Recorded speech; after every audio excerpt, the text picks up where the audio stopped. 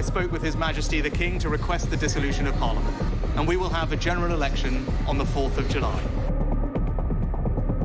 I have just returned from Buckingham Palace to form the next government of this great nation.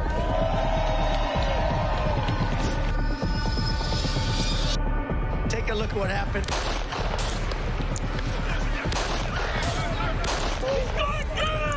I immediately knew it was very serious, that we were under attack.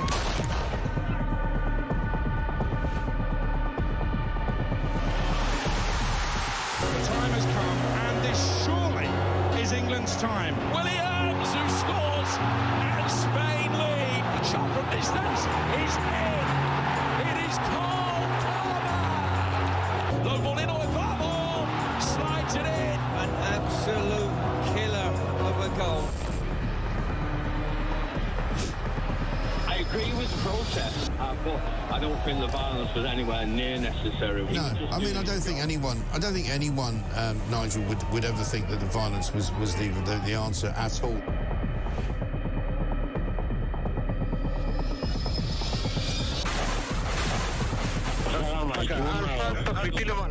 אזרחי ישראל, אנחנו במלחמה.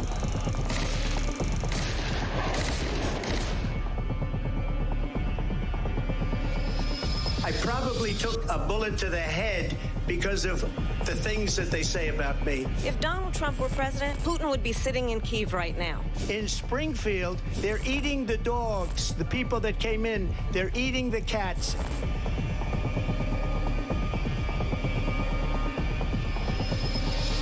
Liberal left couldn't understand that this man could be anything other than the great newsreader, a man of integrity. Is it possible in any way, shape or form that Keir Starmer didn't know about these facts about the suspect in Southport? I find it extraordinary that he wouldn't know. It seems that the public has not been told the truth. No, there's nothing like an American election, I have to say. North Dakota has gone red, South Dakota's red, Texas is red. Many people have told me that God spared my life for a reason. Bloomberg UK reporting Ukraine has made the first long-range missile strike inside of Russia. These are the missiles that Biden has approved. Across the UK, on DAB+, on YouTube, on your mobile, and on your side. This is Talk.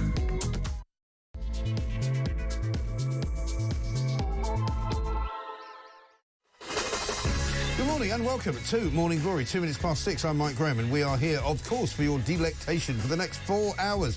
4 glorious hours, I have to say, of Morning Glory. We've got more shtuck for the Prime Minister, for the Labour government as well. Front page of the Daily Mail, rather surprisingly, has got a minister in Her Majesty's or His Majesty's government in a £4 billion bribery probe over Putin-funded power plant. This is in Bangladesh. This is a Labour minister, city minister called Tulip Siddiq, who's responsible for stamping out corruption in Britain's financial sector. Believe it or not, I mean, you couldn't make this stuff up, she's actually being investigated for corruption. Yes, by the Bangladeshi authorities. Absolutely brilliant. We'll find out what that's all about coming up very shortly. Also, front page of the Daily Telegraph this morning, another ECHR tremendously exciting story. The fact is that ECHR has let a heroin kingpin, the boss of one of the biggest heroin rings, heroin smuggling rings, heroin supplying rings, has been allowed to stay in the UK because if he gets sent back to Turkey, he might face a little bit of difficulty. Also, he's allowed to stay here because he needs his family life and his family rights. He needs to stay with his wife, even though he cheated on her half a dozen times with a load of women from Turkey. I mean, it's absolutely unbelievable. He was jailed for 16 years for plotting to supply heroin across the UK. He's been told that he is a danger to British society, but we can't deport him. Why? Because he's got a right to a family life. Meanwhile, The Times this morning is saying that Britain is revealed as the Western capital for the use of Sharia law, right?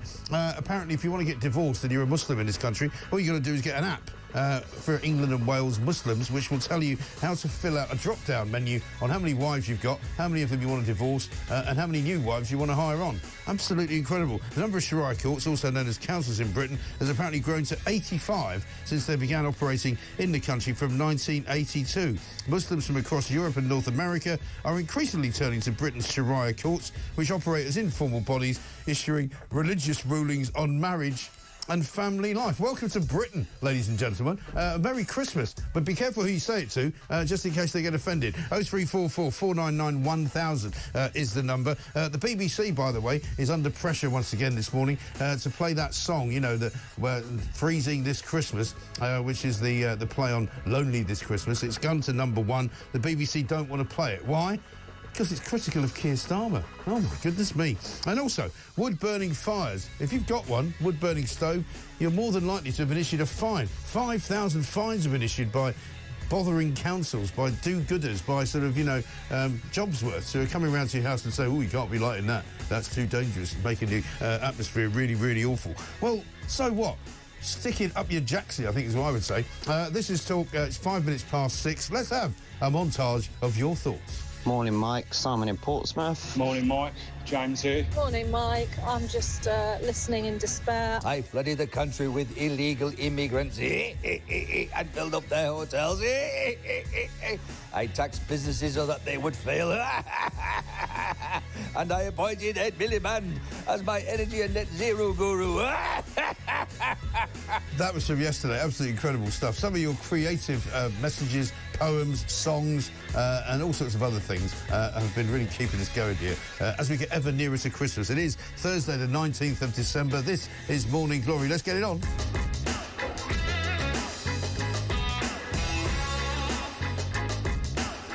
So, we are edging ever nearer to Christmas. Today, by the way, is the penultimate day for this show because after tomorrow we're off, and I'm afraid the head of graphics hasn't come up with anything better than what I've got behind me. He still hasn't done anything. I don't know what's going on. I shall be making another entreaty to him earlier on this morning to say, can you not give us... I mean, I was doing Plank of the Week this week, and we did a Christmas special, and the background was amazing, beautiful. You know, lots of holly, lots of, you know, mistletoe, lots of baubles. This is really Christmassy. This is crap.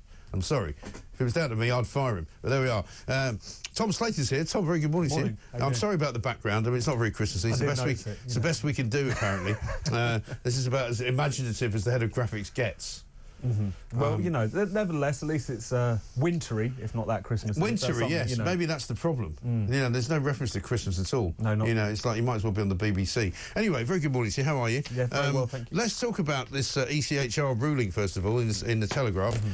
Some bloke from Turkey who has been one of the top sort of heroin kingpins of this country for many a year, sent to prison. He's 70 years old, and I think his name is Alevi Kurd, and he's won the right to remain in the country on the basis that it would breach his human rights to a family life, even though he's had an extramarital affair with a woman in Turkey. Brilliant.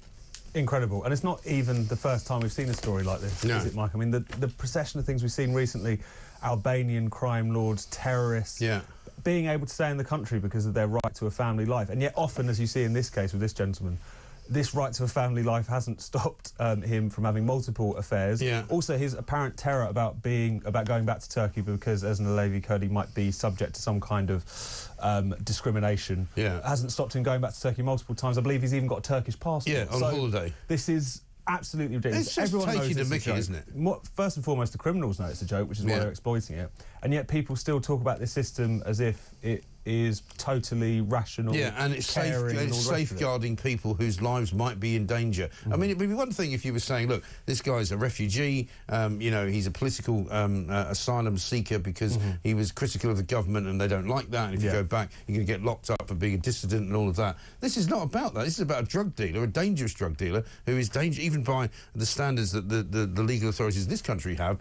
He is a danger to the public in Britain because he's a gangster, effectively. Right? That's what he is. No, pure and simple. And it's ridiculous that this is being kind of prioritised over the safety of the law-abiding majority. But this is a story that we've heard time and time again. You would just hope that next year the penny starts to drop with some more politicians. That just because something is called the European Court of Human Rights, just because something is called a human right on paper, doesn't mean it really is in reality. It's just become a loophole. And who are these immigration judges? Because, I mean, we've been asking this question for quite some time now, whether judges should be held more accountable for what they do. Immigration judges backed his claim, rejected an appeal by the Home Office against him remaining in the UK. They ruled it would breach his right to a family life based on Article 8 of the European Convention on Human Rights, and that there was a risk of persecution over his Kurdish birthright. So, according to immigration judges, if you're Kurdish and you come to Britain, you should be allowed to immediately be offered offered, free housing, and you should be allowed to stay here because otherwise you might get persecuted in your homeland. I don't give a stuff, frankly, even if you're not a drug dealer and you happen to be Kurdish and you happen to live in Turkey. That's your problem. Why do we have to deal with it? Also, it reminds us, doesn't it, that if the system is supposed to be working properly, it is that there are going to be a number of people who, because of the fact that they do face genuine persecution or they were genuine political prisoners, that's the system that people think that they're supporting. Right. Not people pretending to be discriminated against in their native country, so they can continue to stay here and, exist off of the largesse of their heroin empire. And break the law and run a heroin empire. But also, I would even go further. I would say, why are we, single-handedly, supposedly in Western Europe, the saviours of all these people who come from these dodgy countries where people get persecuted because they've got different beliefs to the government? I don't really care. I'm sorry if they're going to wipe out, half the Kurdish population in Turkey. It's not my problem. Doesn't mean they can all come and live in Camden, does it? Well, I think it's one of those questions where you poll people, you ask people, do you think there should be a kind of proportion of people that we take each year on the basis of need, on the basis of genuine kind of but I don't see why we should. I'm sorry. I mean, I draw the line before that. I just say, why? But then, why should we? Would you extend that to Ukrainians? Would you extend that to... There's all sorts of... There's always going to be a proportion that I think people are willing to take, but that comes under certain conditions. Yeah. Numbers is one for many people. I think the other one is recognising that the system can't just be easily gained. Right. And it is being easily gained. Well, the Ukraine situation, right, you can easily single that one out because for the large part, most of the people who came here from Ukraine did not come here with a view to settling in Britain. Some of them may have decided to do that. Some of them may have met people and decided to get married here and all of that, fine. But generally speaking, the Ukrainian project was about saving people who were actually in imminent danger from getting blown up by the Russians. And so we said, look, come and live in Britain, we'll look after you, and then when it's safe to go back, you can go back. Same with the Syrians. The Syrians were supposedly going to go back, and some of them may well do, now that they've got rid of Bashar al-Assad. That's all fine. But I don't see why we should be the sort of the keep net for anyone who thinks that they can come and live in a country where they're not going to be persecuted, because in their own country they would be. I don't see why we should do it. I think the big problem is how do you sort out the kind of rightful claims from the unrightful claims, and that because the biggest problem right now is it's quite clearly just being used, as I say, as a loophole for criminals and wrong-uns, or just as a route for migration, which is not what it was. No, I mean, surely you work out who's right and who's wrong and who's deserving and who's not deserving by having a blanket ban on it and then saying you only get in if you make a special application and prove that you've actually been put in some kind of immediate danger, but by something which is temporary, from which you can then go back once it's gone. Because if you come from a country where there's a horrible government and they want to kill you, well, I'm sure that's really awful for you, but that's not our problem, is it? Well, it's not the question of it's not our problem. I suppose it's a question of should nations, that when they're in a position to do so and when there's democratic support for doing so as well, which I think is very important, should they, take a proportion. But the difference is, especially with our current system, is it's really kind of failing the people who would most be at need. Like, for instance, because we're in a situation where if you manage to get enough money together to pay a people smuggler and you can survive the trip over the channel, then somehow that puts you in a much better position than if you're women and children in a camp somewhere who've just been pushed out of their home by jihadists or authoritarians or whatever. They're in a much better position just because they've been able to run the gauntlet and get onto the territory. That makes absolutely no sense, but it's something that we're stuck with. So you get a reward for leaving your women and children behind, and we bring you in and welcome you and give you a free house, and we give you money for the rest of your life. It just makes no sense, it's wrong. And I think most people listening to this will agree with me because, we're a soft touch and it's got to stop because, the fact is Britain is full. Britain's got too many people living here. All of the things that we can't do, like access the NHS, like drive down the street, like get on a train, all of the things that we find difficult are the problem of overcrowding, to me, anyway. Well, I suppose in terms of that issue, that's primarily one of the kind of legal migration picture as much as it is anything else. Sure. So there's a lot of discussions need to be had all the way down, but what's quite depressing at the moment is we haven't even really started to have that kind of discussion because the Tory party were kind of trying to ignore a lot of these problems and dysfunctions because they presided over the system, and Labour obviously just don't really care about fixing any of those. Well, Labour, I think, are quite actively encouraging it. That's the problem. Going back to countries where the things are not as they should be, front page of the Daily Mail this morning, fascinating story. This broke late yesterday afternoon. Tulip Siddiq, who's a controversial MP anyway, in, I think, the East End of London. She's the City Minister, responsible for stamping out corruption in Britain's financial sector, is being investigated by the Bangladeshi government because her family is all about taking bribes of up to £4 billion. Incredible. It's an incredible story. This is something which probably was coming, insofar as Tulip Siddiq has always been quite cagey about the fact that her aunt was Sheikh Hasina, who recently sort of, ousted from government in Bangladesh. She's obviously, therefore, always been very kind of tuned in and tied in to the establishment over there, and therefore that raises questions about what sort of things she was involved in, and in this case, kind of an alleged corruption probe to someone who's charged with looking into corruption in the city. You couldn't really make it up.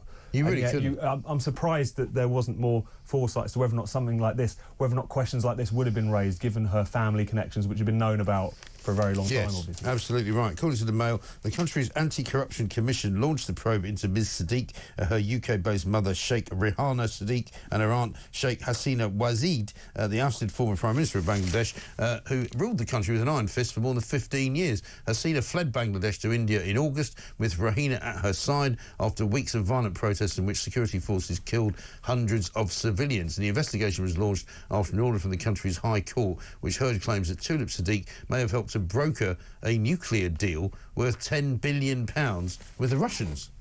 I mean, these are people who are in government in Britain, right? What's going on? No, it's incredible. And it's also such an incredibly bad look. You would think that the government wouldn't have just allowed themselves to be exposed like this, because questions like this would have been raised. Again, we don't know guilt. This is something which is being investigated in Bangladesh. This is not something that's going through our own particular processes. But at the same time, they would have known that something like this could come up, particularly in the context of her aunt being ousted. Isn't this another case where Keir Starmer should have been a bit more careful about his selection of cabinet ministers, like Louise Haigh, who it turned out was a convicted fraudster, but he made her Secretary of State for Transport. There's a picture here from 2013 of Tulip Sadiq with her aunt and Vladimir Putin signing a deal for $1 billion arms scenario and a nuclear power plant project. And there she is, standing literally in the same frame as Vladimir Putin. Now, call me old-fashioned, but if I was Keir Starmer, I would go, do you know what? When I'm appointing members of the Cabinet, I'm going to check and see whether they've got any pictures of them standing with Vladimir Putin. And if they have, maybe we shouldn't give them the job. Just it's not not a good difficult, idea. is it? Yeah, no, exactly. Is it? I mean, you know, the bar doesn't have to be that high. Not at all. And even if you're just doing it at a kind of unprincipled PR level, it's probably not a great idea. Yeah, I mean, people you shouldn't be photographed with if you want to be in the government. I think it's a pretty easy rule of thumb, isn't it? You would think so. Goodness gracious me. Let's get a voice note from Matt with some festive cheer. It's beginning to fall apart for Starmer. Everywhere you stroll, take a look in at number 10. It's chaos once again, as they're sucked in through their imaginary black hole. It's beginning to fall apart for Starmer. The toolmaker's son is such a bore. And the most likely thing you'll see is the policeman that will be at your own front door. That's brilliant. What a way to start the show. I mean, I've been incredibly impressed by your creativity. We had some lovely stuff over the course of the last few days, and that, I think, tops it all. Matt, with some festive cheer. We may have to play that throughout the show at the top of every hour. Tom Slater's here from Spiked Online. We've got much, much more to do. We're going to talk more about this corrupt government of ours, because they're, once again, making one blunder after another. And, I mean, Keir Starmer must be really looking forward to Christmas, because he gets to spend even more time in Lord Ali's penthouse away from his wife. This is Talk, 18 minutes past 6.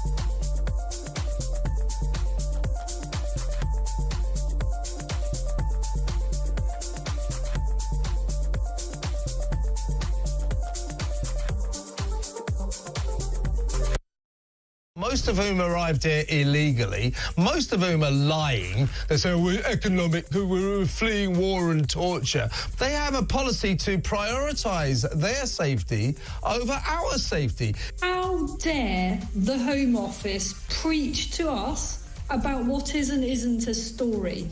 I'll do my job and they can do theirs. Theirs is safeguarding the British people and controlling our borders. They have manifestly failed on both of those.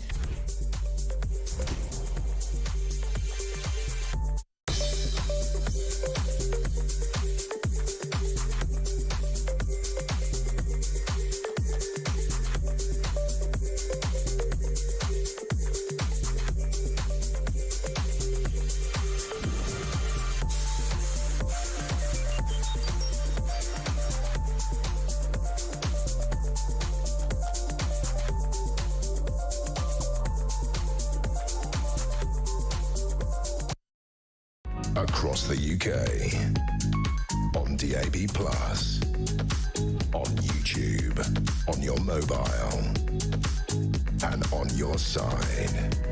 This is Talk.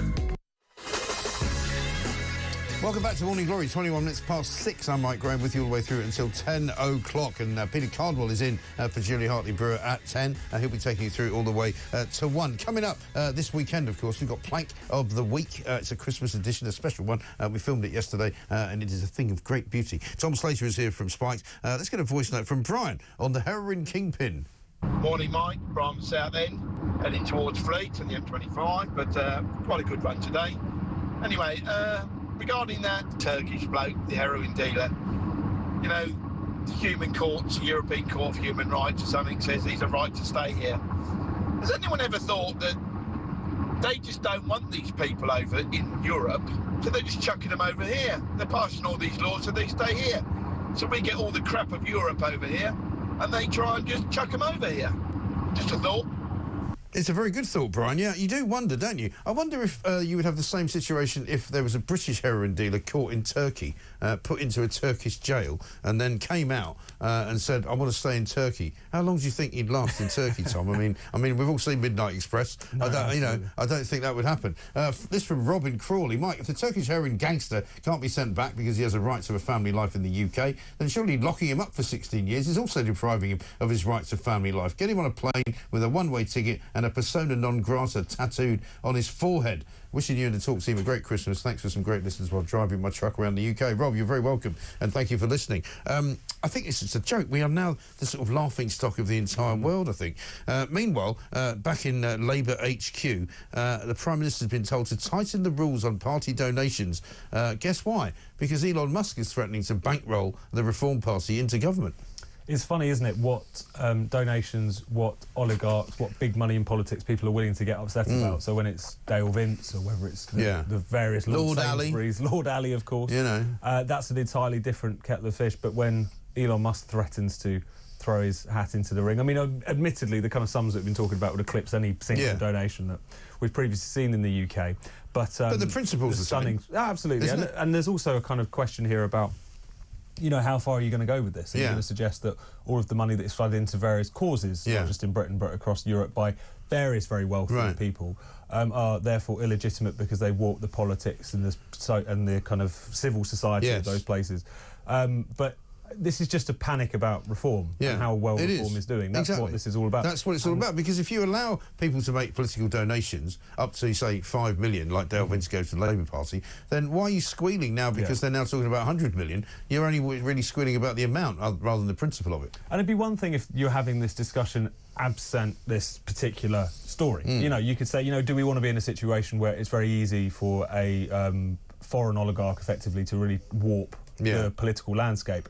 But that didn't come out of nowhere, did it? It's always just in response to a specific political threat, which is why people don't take it nearly as seriously. It just looks like sour grapes wanting to stave off electoral threat. And this actual request for the Prime Minister to tighten the rules is coming from the Electoral Commission. Now, surely it's not for the Electoral Commission to advise the Prime Minister. Surely it's for the Electoral Commission to say, we're going to tighten the rules, isn't it? Isn't that their job? Well, this is the thing. There's always this kind of unseemly back and forth between various sort of quangos and regulators and the people who are supposed to actually be setting the law, because again it becomes a really grim situation, especially the Electoral Commission's got such a checkered history recently in terms of its biases against pursuing various Brexit campaigners and so on. There certainly wouldn't be the people you'd want to be drawing up these new rules, and you wouldn't trust them to be doing it impartially, I don't think. Right, absolutely right. Yeah, the bloke in question here, the chief executive of the Electoral Commission, a bloke called Vijay Rangarajan, said that linking donations to political parties to the UK profits of companies owned by foreigners is one of the urgent changes needed to retain the trust of voters. And they've looked at X in Britain, where it says in Britain, X has a pre-tax profit of 8.5 million on a turnover of 205 million, a lot lower than the $100 million that Musk was initially said to be willing to donate. So they're basically trying to clip his wings, which looks really, to me, also like a very corrupt move, doesn't it? Well, I think it's one of those things where if this was clearly across the board, that's a completely different argument. If this was stemmed by, we don't really like big money in politics, so let's work out a way to root this out. This is just a knee-jerk response to one photograph taken. Well, they're all panicking, going, how can we stop this happening? How can we stop Elon Musk from bankrolling Nigel Farage to the point that he wins the next election? And obviously big money in politics matters, and it's something that people are naturally going to be concerned about. But at the same time, I think there's also this kind of misconception that money alone doesn't win you election either. No. Kamala Harris outspent Trump by 3 to 1. But I'd also be interested in, if they're going to start following the money, let's look at some of the dark money that they call it sometimes from the left, what they call, say, think tanks, like the IEA. People are always asking questions about, well, where does their money come from? Some of these environmental groups that we have in Britain are being bankrolled to the tune of hundreds and hundreds of millions of pounds, much of it coming from the US, much of it coming from these kind of nutty, green foundations that are set up either by the European Union or by, crazy people in the United States of America. Nobody ever asks where that money's coming from and what it's being used for, because it's being used for an awful lot of lobbying, an awful lot of, the demonstration that goes on with Just Stop Oil, Extinction Rebellion. They're all funded by these kind of weird groups who are very wealthy. No, absolutely. Many of them billionaires themselves. I mean, there was, especially when groups like Extinction Rebellion first kicked off, they were being bankrolled by various Californian billionaires who were worried about the green issue. So you do think that they would have more sense than to open this can of worms, because people can say, well, what about the people backing the various causes that you support? Definitely, absolutely right. Interesting and strange story on the front page of the Times this morning. Britain revealed as the Western capital for the use of Sharia courts. Now, according to an investigation by Dominic Kennedy, basically they've discovered that polygamy is so normalised in Britain that an app for Muslims in England and Wales to create Islamic wills has a drop-down menu for men to say how many wives they have. Apparently you can go between 1 and 4. And you've got a drop-down menu. The app is approved by Sharia court, gives daughters half as much inheritance as sons. Now, in no other world in Britain would that be allowed. Can you imagine if you start to set up a company which said, right, we'll sort out your will for you, but under our laws, a woman is only worth half of what a man is worth. No, you imagine you'd have the safeguarding crowd down on you like a ton of bricks. No, they're so regressive, they're so reactionary. People just being relaxed about the fact that you have kind of quasi-parallel legal system. Aside from any other consideration here, there should be one law for all. That's so obvious. That's such a fundamental principle, yet people turn a blind eye to it. Exactly, and because, again, we've had this ridiculous culture of, political correctness, not wanting to upset people. You can talk about the grooming gangs and why the police didn't investigate. I mean, how about this, right? When we talk about, the cohesion of society and whether or not we have ghettos in Britain, and whether or not we have communities that don't take part in what the rest of us do, over 100,000 Islamic marriages are believed to have been conducted in Britain, many of which are not officially registered with the civil authorities. So there are people getting married in this country who basically are not legally married.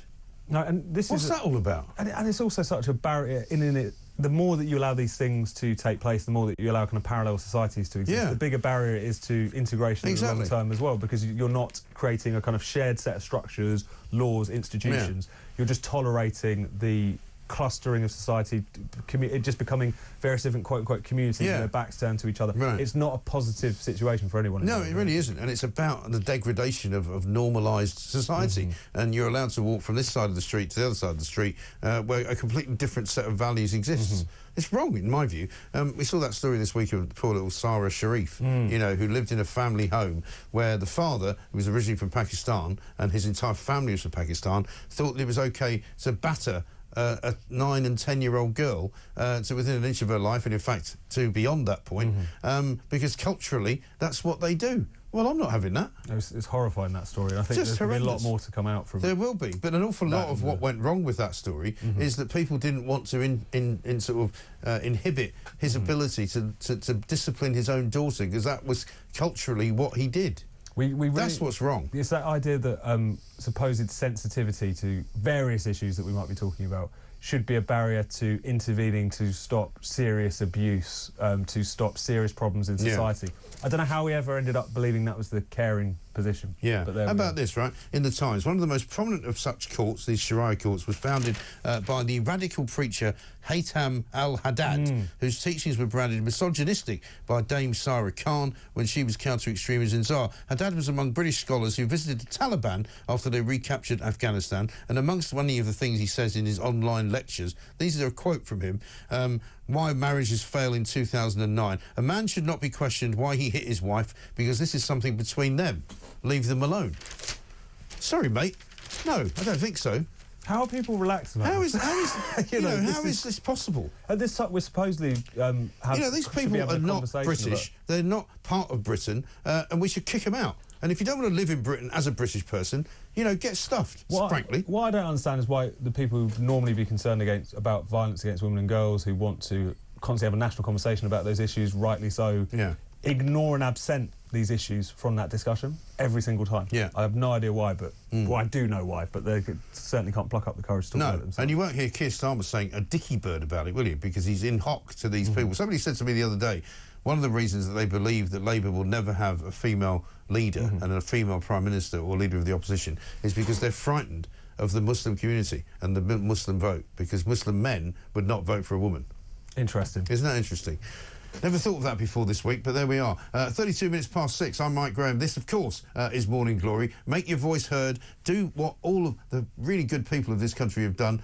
Be a bit creative, or just leave us a message. 0344 499 1000 is the number. This is Talk.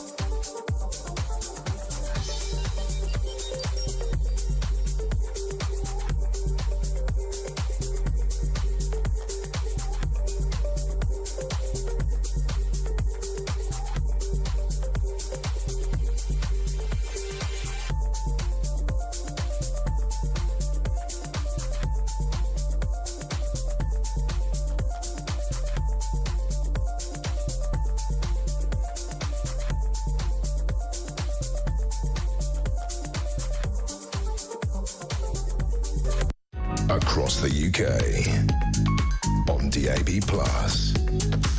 on YouTube, on your mobile, and on your side. This is Talk. Welcome back to Morning Glory. It's 35 minutes past 6. We're on our way to the first hour being completed. Tom Slater is here. Let's get a voice note from Phil with some more festive cheer. Keir Starmer, Granny Harmer, Reeves is bad, all are poor. Farmers fear losing their farms. OYPs are freezing to death. Police are watching your tweets, not controlling our streets. Merry Christmas, Mike.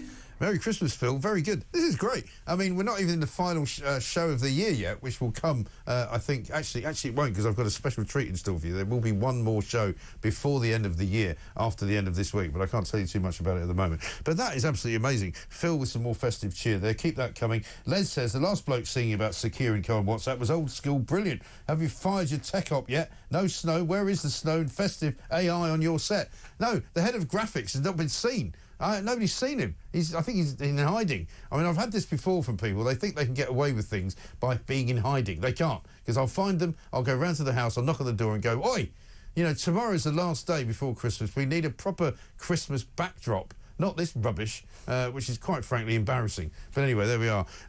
Just to kick me in the mood and to let you know that it is Christmas, by the way, Tom Slater's here. Have a look at this. This is the moment drunken passengers had a brawl on a Jet2 flight to Leeds. One of them tries to bite the other one's neck and gouge his eyes out. What's going on here? Where are they flying from? They're going to Leeds. We're not quite sure where from. Oh, there we go. It's lovely, isn't it? Imagine a mass brawl on a flight.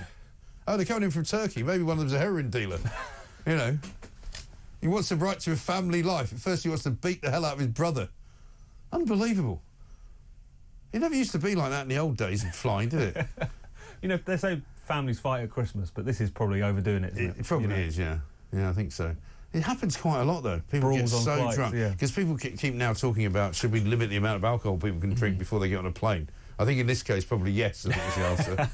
Or any other substances. Yeah. I mean, maybe it's just they're being filmed now, so we're seeing them more often, but you can't help but feel like they're on the up. There's like one viral story like this every month. Absolutely right.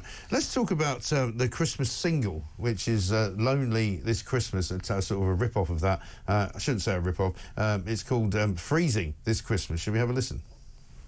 Freezing This Christmas, a fantastic song that's been dreamed up by Sir Starmer and the Granny Harmers. It mocks the Prime Minister. The BBC apparently don't want to play it for some bizarre reason because it's anti-Keir Starmer. Let's have a look at what Luke Evans MP had to say. Yeah, as it's Christmas, will the Prime Minister join me in congratulating Chris Middleton, who wrote a charity song to support Age UK, which has already raised £10,000. What's even better is it's likely to be the leader of the Lib Dems and his single to #1 this year, proving yet again that the Lib Dems can't win. Something I hope we can both agree on.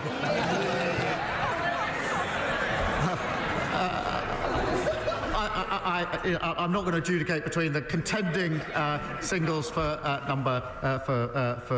the top of the charts, but I will end, Mr. Speaker, this is the last question, I think, by just repeating a happy Christmas and a peaceful New Year to everyone across the House.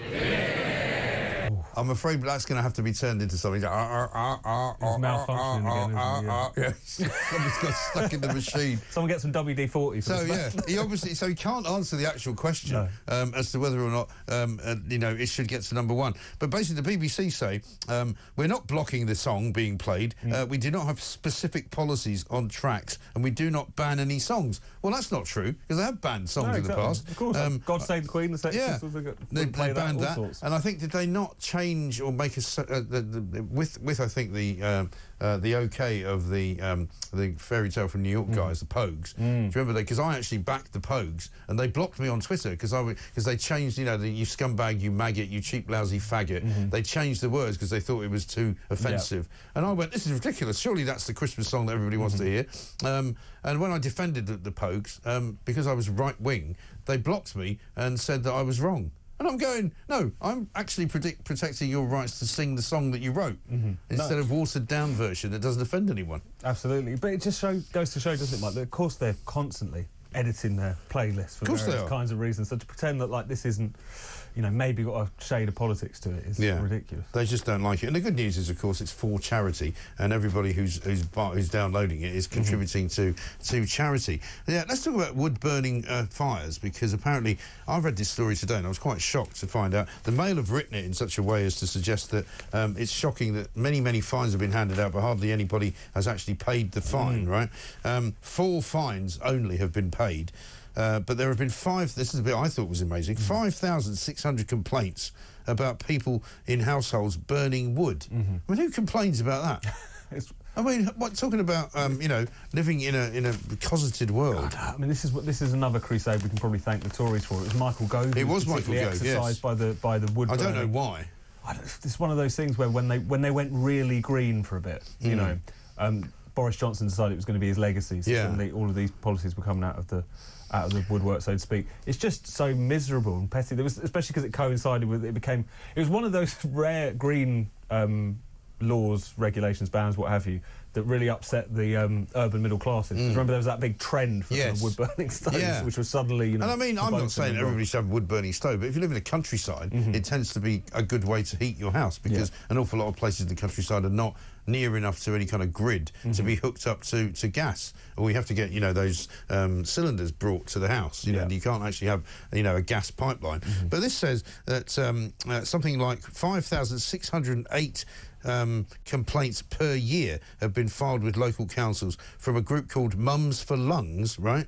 And apparently only 4 people have actually been fined £300 each. I mean, if somebody tried to fine me for burning wood in a wood-burning stove, I think I'd throw it on the fire, to be honest, and just not... And it says here, smoke pollution from burning wood has been linked to a rise in the risk of cancer and respiratory diseases. And again, here we have, you know, scientists getting involved and going, oh, there's a link. Is there? Oh, is there a link? No, you don't know if there is. The Royal College of Paediatrics and Child Health called for wood burning to be phased out to reduce the rate of asthma in children. I mean, come on.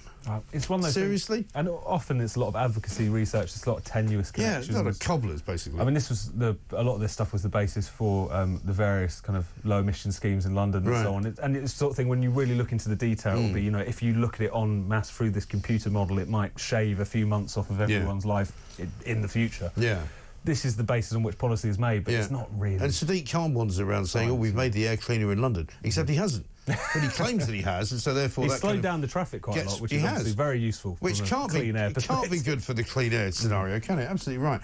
Morning, Mike, says Joe in Ilford. Sharia law is normal in Ilford. Anyone trying to make a will here using a local lawyer will only find lawyers who follow Sharia law. And Jessica says, perhaps a white non-Muslim British man should take a case to the ECHR on the basis that he does not have the same right to take 4 wives.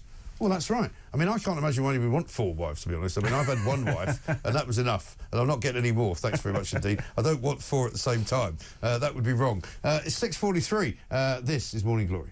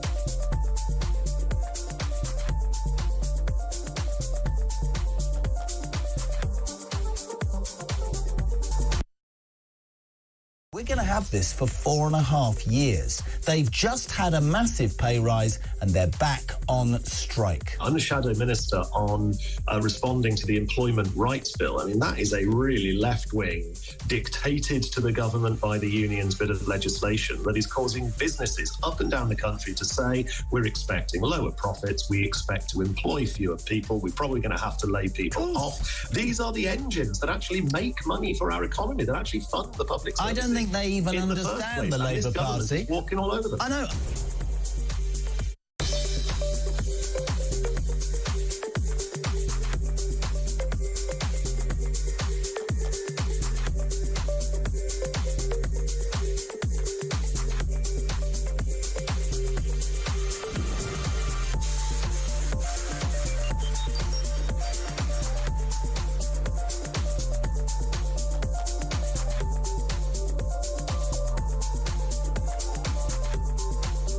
Across the UK, on DAB+, on YouTube, on your mobile, and on your side. This is Talk. Welcome back to Morning Glory, 6:47. I've got this from Perry, who says, by the way, here's some other songs that were banned by the BBC, who are pious about all of this, who say they don't ban songs. Lola by the Kinks, that was banned. Anarchy in the UK, as you said. Johnny Remember Me by John Layton. I'm the Walrus by the Beatles. Apparently that was banned. Let's Spend the Night Together by the Rolling Stones. And I'm sure there are probably others that the BBC have banned. And they've clearly now banned Freezing This Christmas because they don't want to upset the Prime Minister. It would be hilarious if they were compelled to play it. It would, yeah, wouldn't it be? Absolutely amazing. The top rundown, and then it's, what is it, quite clearly an because if it gets to number one, and I think it's number one in several kind of different download charts, like in the Apple iTunes chart, I think, whether it's number one in the BBC chart, but it's doing very well. So by all means, do download it and push it further and further up the charts, because that's what we should do. Now, before we talk about an amazing story in the Daily Mail today about Google Street View, we've got an announcement to make. We've decided to give up on the head of graphics because he's basically useless, hasn't done what he was asked to do, hasn't fulfilled his mandate in any way, shape or form. So we've decided to do our own Christmas backdrop, and there's only one man that can introduce it, and here he is. 5, 4, 3, 2, 1... Yay! Yay! There we go. Hey. Isn't that great? Now, you might not be able to see it depending on the angle that you're looking at it for, but not only have we now got snow, we've also got some sort of baubles, we've got some wreaths going on in the background there. It looks a lot more Christmassy, much doesn't it? More festive. I think that's much better. So well done, guys. Thank you very much indeed.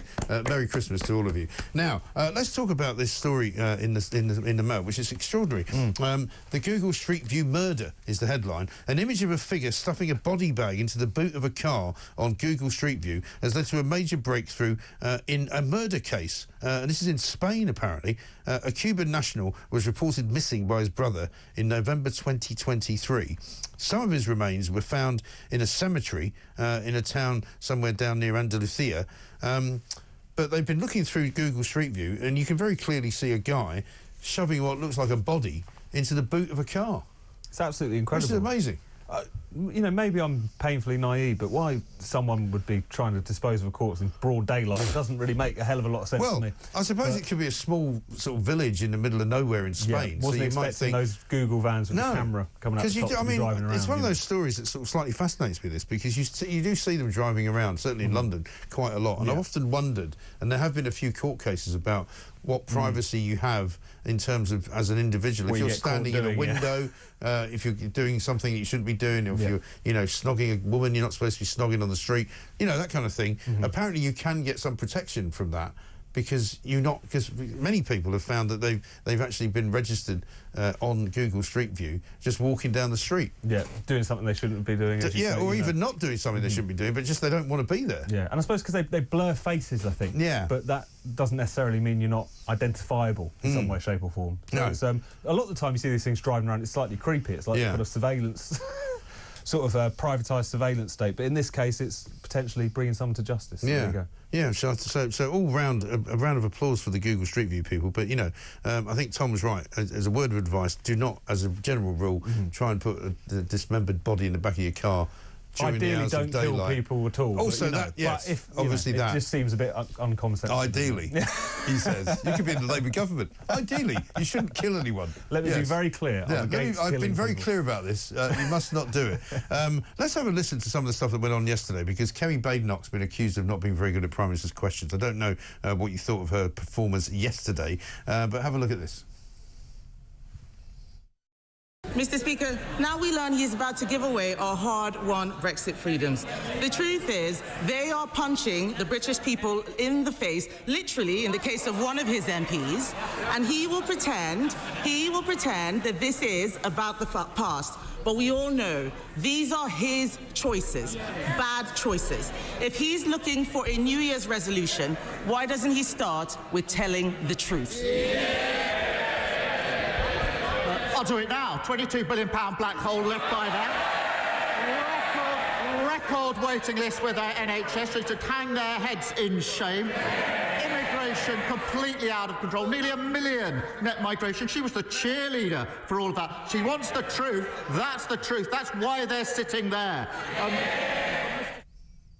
Yeah, well, I mean, I'm all for it if he wants to start telling the truth. Yeah. Maybe he can tell us the truth about Lord Ali. Maybe he can tell us the truth about why he's decided to go after pensioners and farmers and hard-working families and businesses because they don't vote Labour. Maybe he can tell us the truth about that.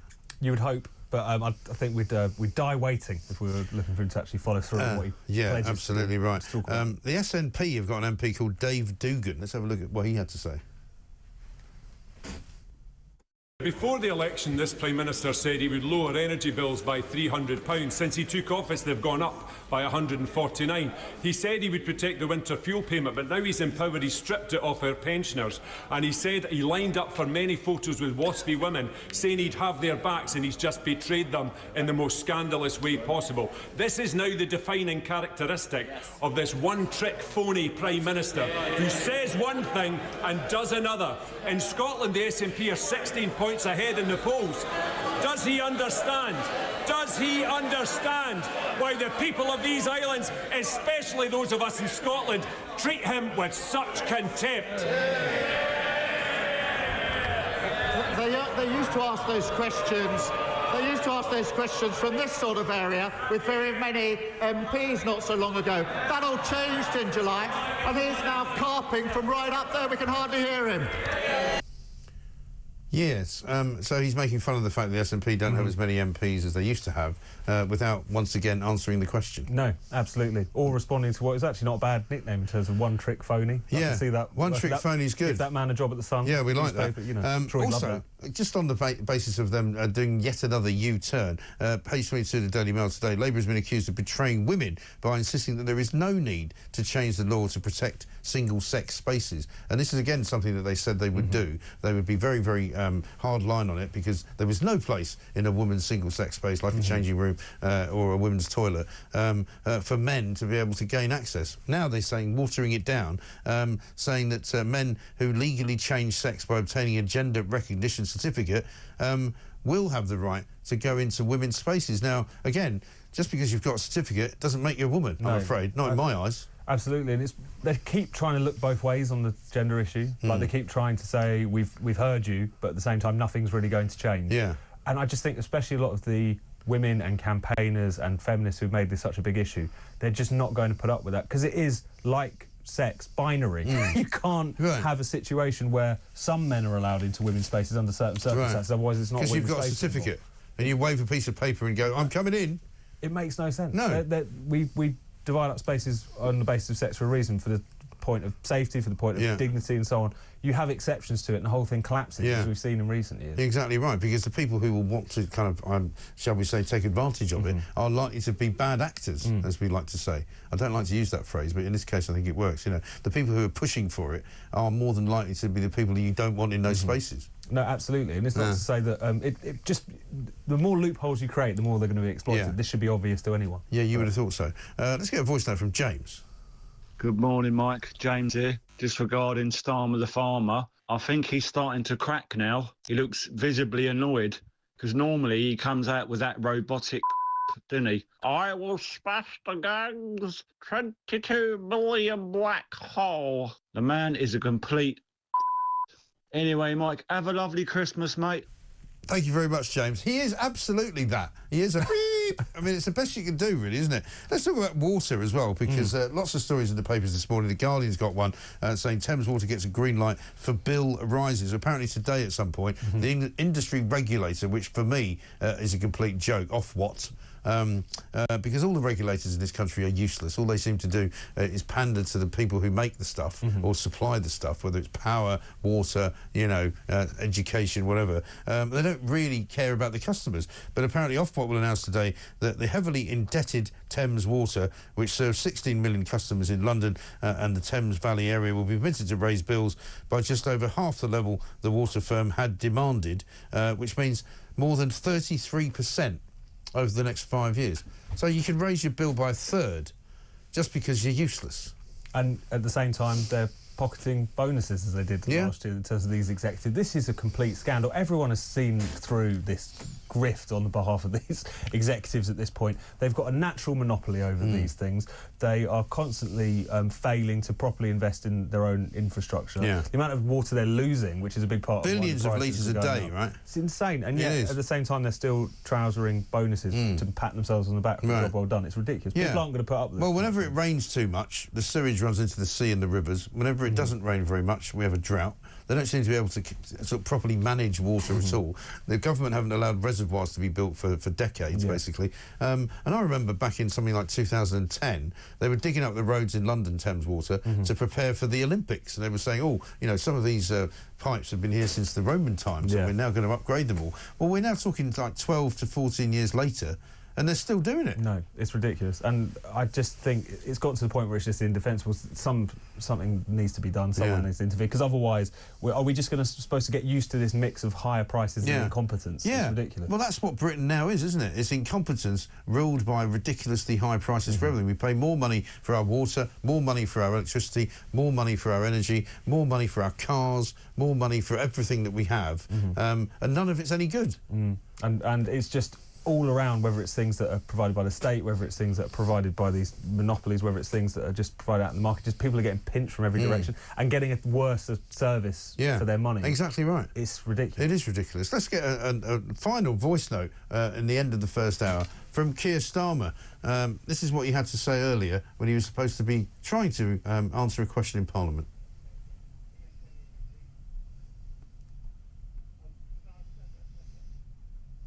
Have we got it?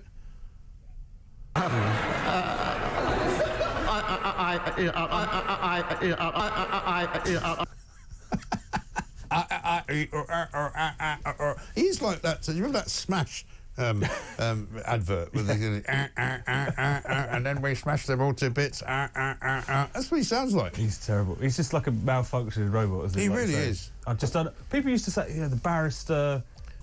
Great public speaker, supposedly. Whatever happened? I mean, the idea that the bloke Colin Firth plays in Bridget Jones is meant to be based on Starmer. I mean, they've certainly gilded that particular lily, haven't they?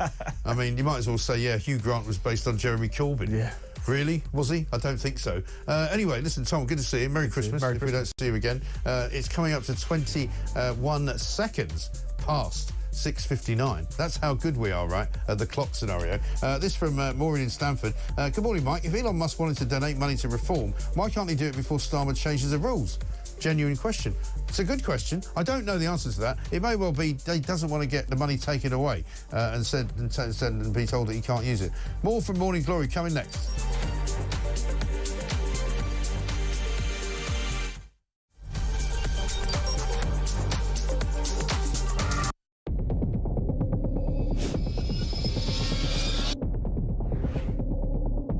I spoke with His Majesty the King to request the dissolution of Parliament, and we will have a general election on the 4th of July. I have just returned from Buckingham Palace to form the next government of this great nation.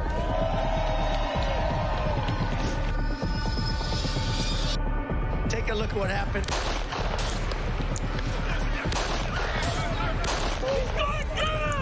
I immediately knew it was very serious, that we were under attack.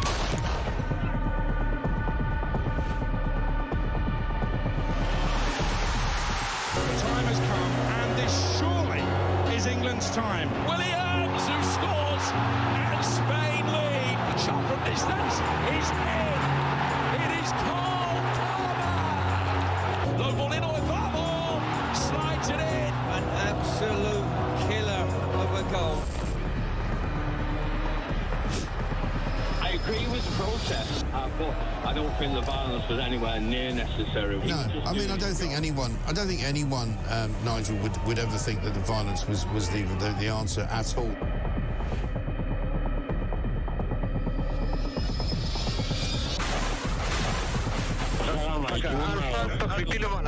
אזרחי ישראל, אנחנו במלחמה.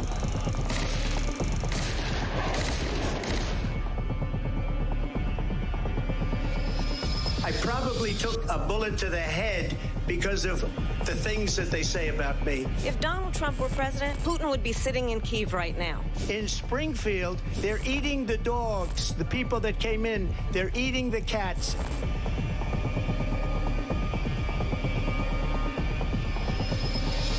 Liberal left couldn't understand that this man could be anything other than the great newsreader, a man of integrity. Is it possible in any way, shape or form that Keir Starmer didn't know about these facts about the suspect in Southport? I find it extraordinary that he wouldn't know. It seems that the public has not been told the truth. No, there's nothing like an American election, I have to say. North Dakota has gone red, South Dakota's red, Texas is red. Many people have told me that God spared my life for a reason. Bloomberg UK reporting Ukraine has made the first long-range missile strike inside of Russia. These are the missiles. Across the UK, on DAB+, on YouTube, on your mobile, and on your side. This is Talk.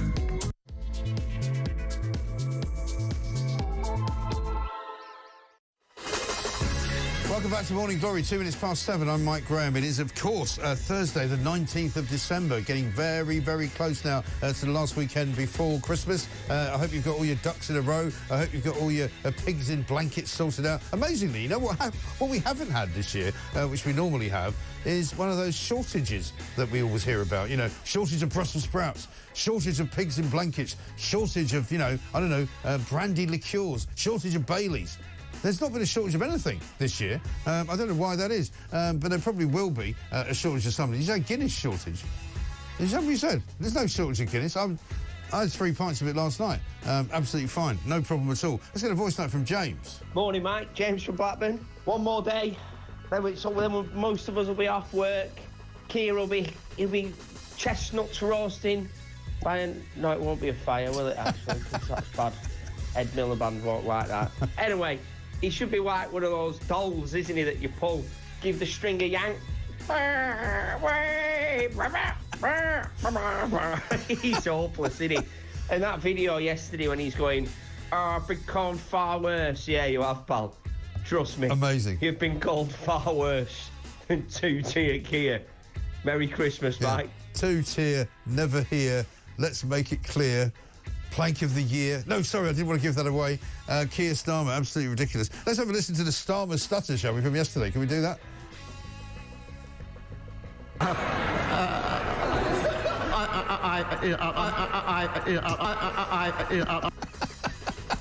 What a useless individual. Can't believe this man's actually the Prime Minister. You know, I feel like I should wake up on Christmas morning and never mind whatever else Santa Claus brings me, could he not bring me a different Prime Minister, a new one, for heaven's sake? This morning we're finding out the Turkish heroin dealer, Mr. Big, can't be sent back to Turkey because he's got a right to a family life here in the United Kingdom, even though he's already cheated on his wife a few times, and in fact he's said to be a danger to society. Absolutely brilliant. Meanwhile, we find out that Sharia law is now operating properly in this country, and it's the biggest amount of Sharia courts in the whole of the Western Hemisphere, basically. And people are coming here from all over the world, from America, from other countries in Europe, to divorce their wives. There's even an app, apparently, if you're a Muslim, and you might want to tell me about this if you're listening and you're a Muslim, in which they've got a drop-down menu which asks you how many wives you've got. Up to 4, apparently, is OK. And you can divorce all of them at the same time. You know, buy one, get 4 free, or something like that. 0344 499 1000 is the number. Coming up in this hour, we'll be talking to Paul Maynard, former Pensions Minister, about what on earth is going wrong with this country, where nothing seems to work, where everybody seems to be out for themselves, and where the Labour government don't seem to want to be making friends with anyone who actually voted for them. This is Morning Glory. Let's get it on.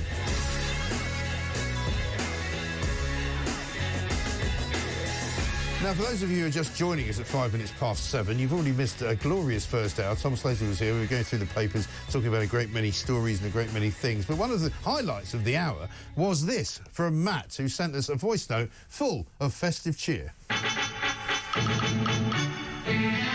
It's beginning to fall apart for Starmer.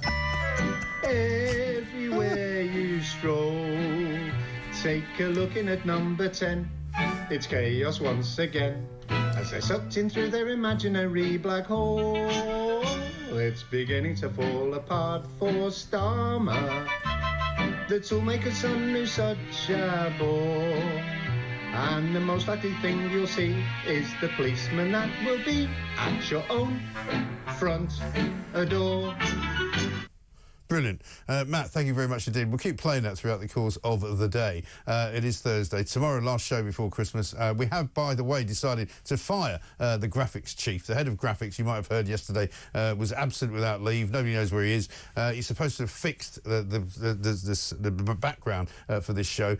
We've decided to do it ourselves. We've got a bit of snow now. But not only that, we've now also got some sort of, some pine, some joyous baubles and some little green and red colours. It just looks an awful lot better. There you go, look at that. Doesn't that look a lot better? I mean, I'm telling you, this is what we should be looking at. That now is a proper Christmas background.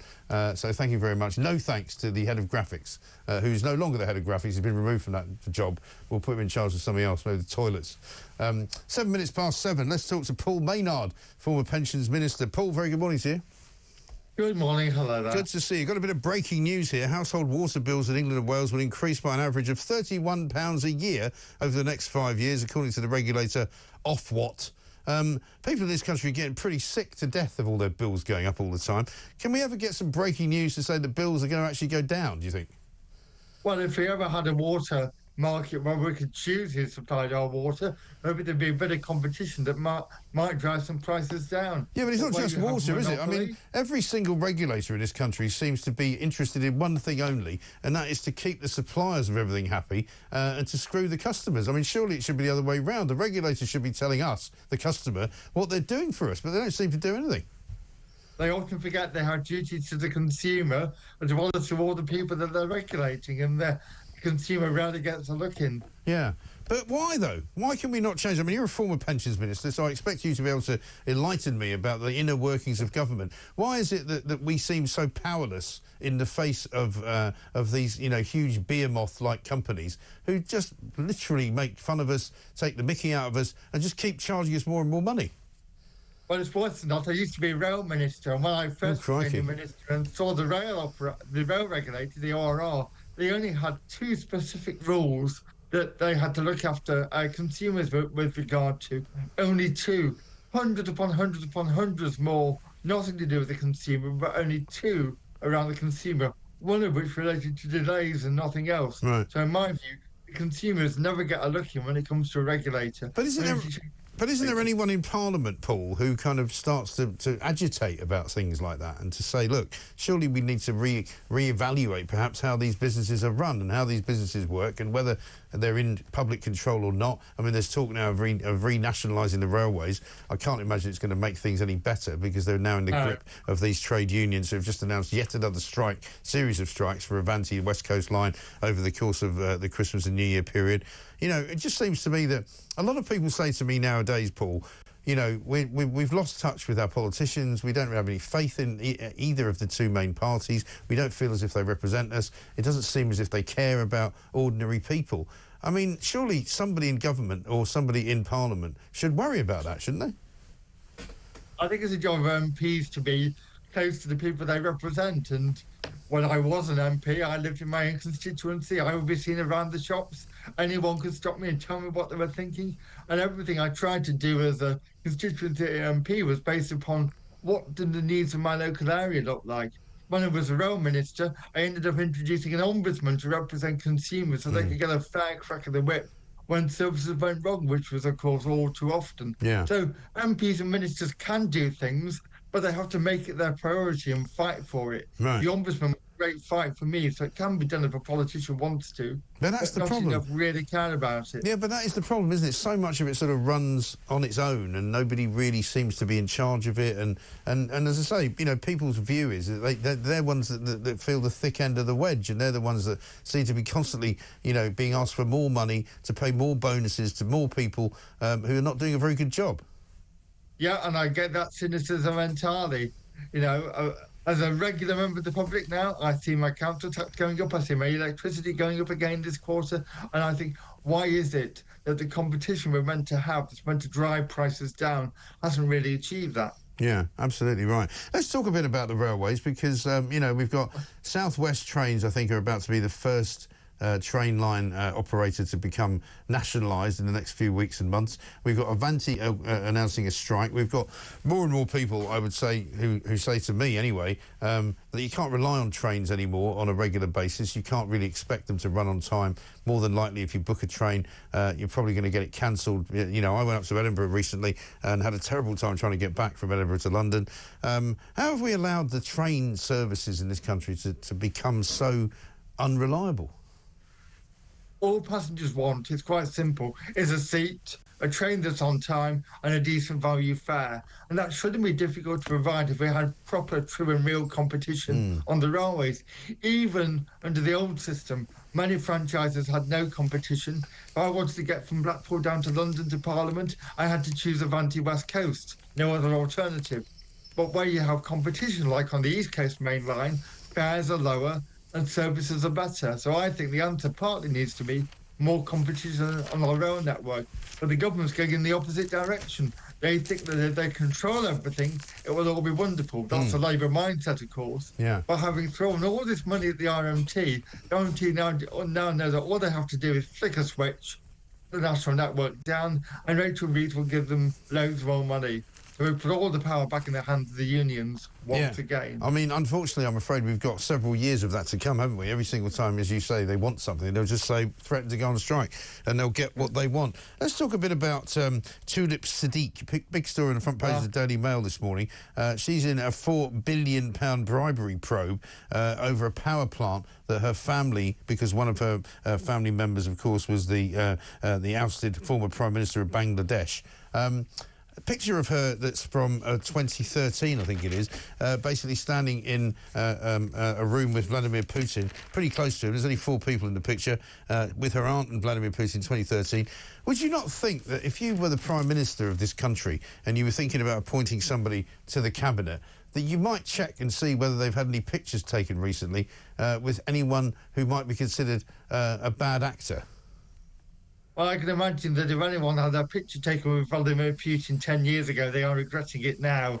I think Tulip Siddiq's links to the former Bangladeshi government are worthy of very proper examination. And I'm sure at some point over the day, the number 10 spokesman is going to get asked about this, so I hope he's already preparing his answers, because although I'm not on top of every single detail, the smell of what we're reading about and hearing about is not great, I have to say. It's not, is it? Awful lot went wrong in Bangladesh down the years. We don't know how much she's been involved in that and how much she may or may not have benefited, so I'm sure there's plenty of questions to answer. Yeah, and of course, at the moment in the Labour government, it seems as though they don't really like answering questions particularly. They don't really react well to being put on the spot. Keir Starmer himself gets very tetchy when he gets asked specific questions. We've still never really had, I don't think, satisfactory answers to what Lord Ali's role was at the beginning of this government, what his role was before that, you know, why he was somehow a pivotal figure in the selection of various MPs and to which MPs he gave money and to which MPs he gave clothes. You know, we still don't know the answers to an awful lot of things that this Labour government have sort of moved on from and think we should just take for granted. I think he thinks it's an impertinence if we question him, that we ought to be incredibly grateful for everything he's doing on our behalf. And he gets irritated so easily. It's one thing you notice when you watch him on a regular basis. He doesn't like being questioned. He gets annoyed if people question difficult decisions they've had to make, stuff I passionately disagree with. And when people put it to him, it's as though we're the ones in the wrong, not him, because we're not grateful enough. A very odd way to approach public life, I have to say. Well, it's very strange, isn't it? And they are now becoming hated more than they are disliked, I think, this government. Rachel Reeves today is accused of outright falsehood after claiming that she protected working people by not hiking their national insurance in her budget. What we now know is that the budget has been universally condemned pretty much by all and sundry, from business people all the way down to local government, all the way down to even public sector workers, because the fact that national insurance has been hiked to such an extent that they can't get a pay rise is also meaning that an awful lot of people are laying other people off. I spoke to a friend of mine last night who's got a guy who runs a bunch of businesses in the north of England. His national insurance bill is going to go up by £750,000. And he's going to have to lay people off. He owns a couple of companies that he's going to just shut down because they're not any longer economically viable. I'm not sure what economy she thinks she's in charge of, but it doesn't seem to be this economy in this country, because every decision they take appears to be the wrong one. Day after day now, we're hearing stories of companies who are either shutting branches or not hiring more people or pushing back on what they're doing, all because of those national insurance hikes. And they keep on pretending that it's nothing to do with working people, that it is not breaching any of the promises they made during the election, and everybody can see through it. It's a real achievement after just 6 months to be as unpopular as they are. It is quite extraordinary, isn't it? I've never seen anything like it. I'm not sure if you have. Let's have a look at what Jeremy Corbyn had to say last night on Newsnight, because one of the big stories that we're also looking at today is, donations to political parties and whether they should be capped in some way or regulated more in some way. Obviously, Elon Musk wants to give a load of money to reform, and the Labour and the Tories are getting knickers in a twist about it. Here's Jeremy Corbyn. Musk pouring those sums of money into our politics over the next 4 years is, to me, quite frightening. Why? Wealthy people owning politics is very, very dangerous, because but that's at the not end new to this country, is it? Isn't it time to end it? That's it. So should Labour tighten up the rules on donations to British political parties? Yes, it should. Including trade union donations? Well, trade unions are not commercial operations like Elon Musk and don't have a selfish interest of Elon Musk. A trade union represents its members. It's a democratic organisation. That's a completely different thing. Right. And a political fund has to be voted on by the members of the union whether to have one or not. That's a good one, isn't it? Trade unions are not political organisations. They are run by their members, their democracies. Well, I think that's news to an awful lot of people.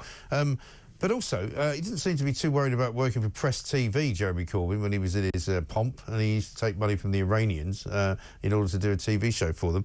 But what do you make of the rules about political donations and whether big companies and rich people should be allowed to do it? I think we've got a perfectly adequate set of laws in place at the moment. Just because you don't like someone who may be thinking about making a large donation shouldn't stop that person from being able to make that donation, provided it's legal. I don't think that's a situation where, well, I like trade unions, they can make big donations, but not Elon Musk. It's not to my particular taste. I'll say that now. Well, we live in a democracy.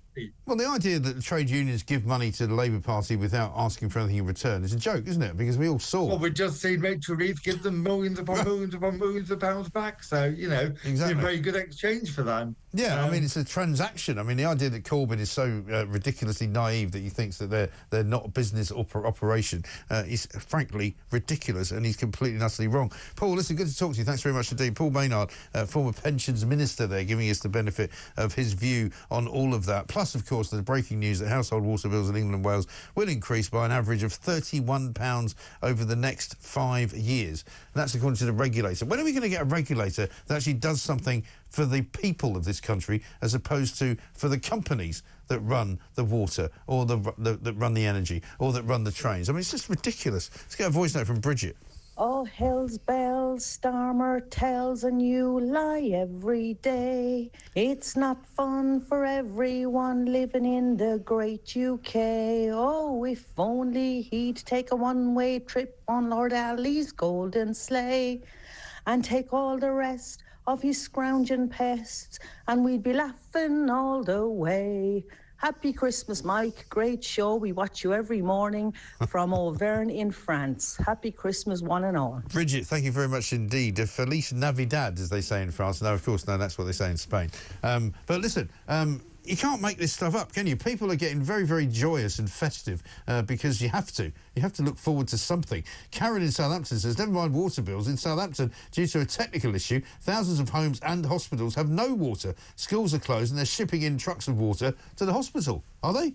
I don't think we know about this. We better look into that. Karen from Southampton, thank you very much indeed. And one from Giuseppe, he says, just had my water bill for 6 months, £203, standing charges £75. Did you know you pay 2 lots of standing charges, one for water coming in and one for water going out? Waste. What a rip-off. Great show, he says. That's the thing. I've never understood why the water companies get away with this. And in some parts of the country, notably where I am in Sussex, you get one water company that you pay to bring the water in, and then a different water company who you pay to take the water out. What's the point? Absolutely incredible. This is Morning Glory. More coming up after this.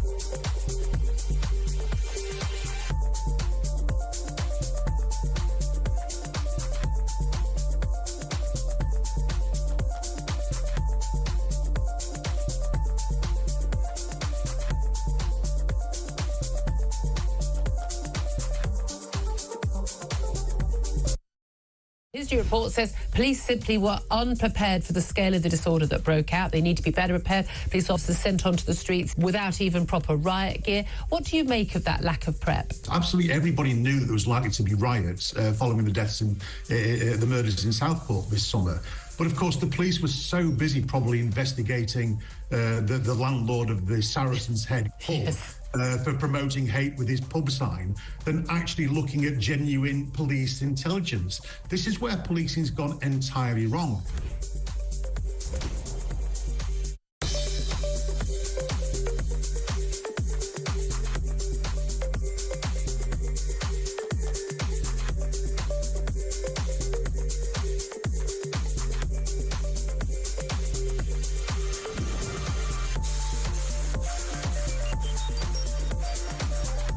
Across the UK, on DAB+, on YouTube, on your mobile, and on your side.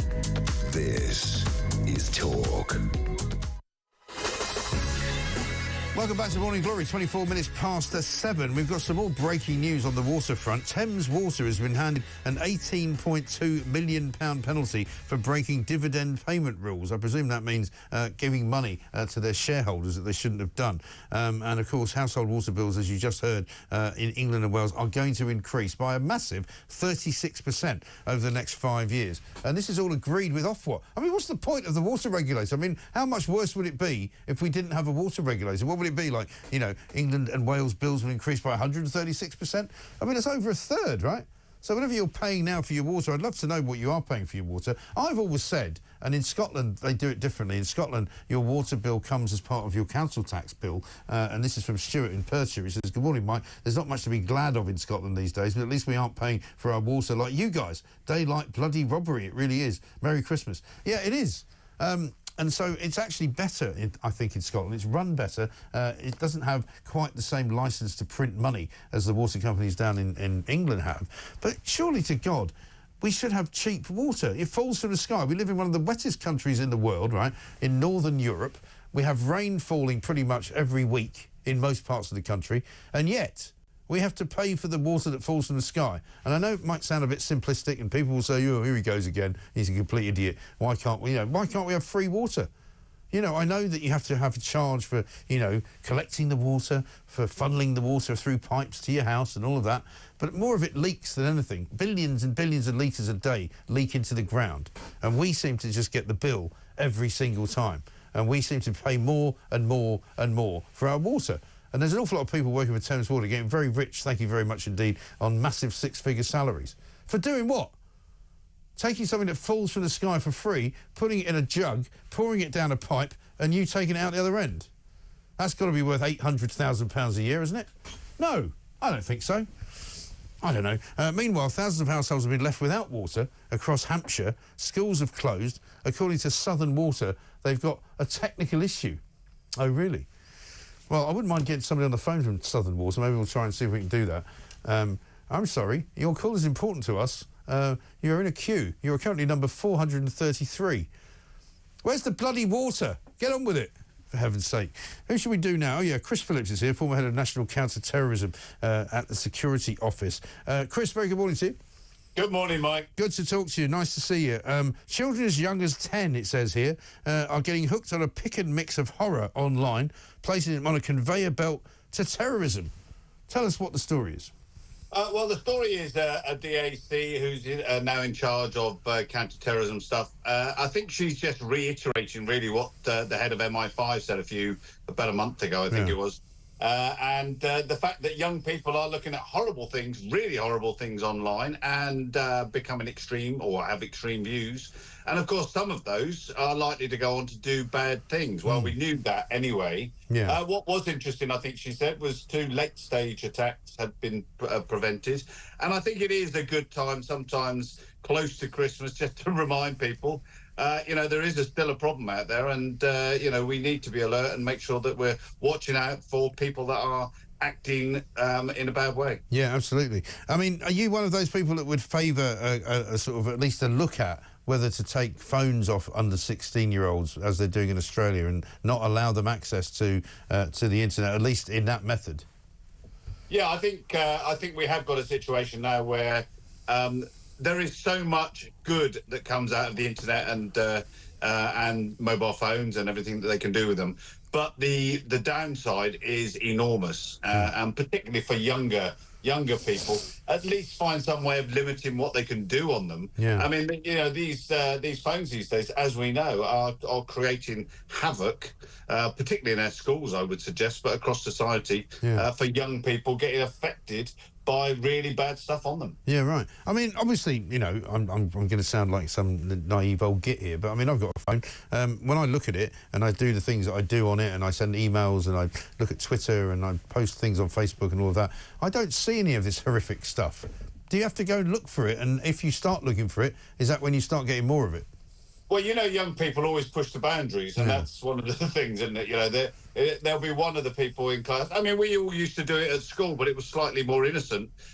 You know, when we were doing things at school, you would push the boundaries, and I know I did, as did all my school chums. But But there are people on there that are deliberately targeting young people in order to make them do things. And we've seen murders, we've seen knives and stabbings. These things are just multiplied. And you can watch this all day long without any difficulty at all. Yeah. I mean, that is the problem. Once you get into these loops, they just keep kind of reproducing, don't they? Yeah, you're right. I mean, I've seen certainly now, for example, with X, what it does now, which it didn't used to do, is if you're watching a video, so I'll say go and watch a clip of somebody doing something or other, whether it's a politician or whatever, and then suddenly when that finishes, instead of it just finishing or going back to the beginning, it plays the next clip.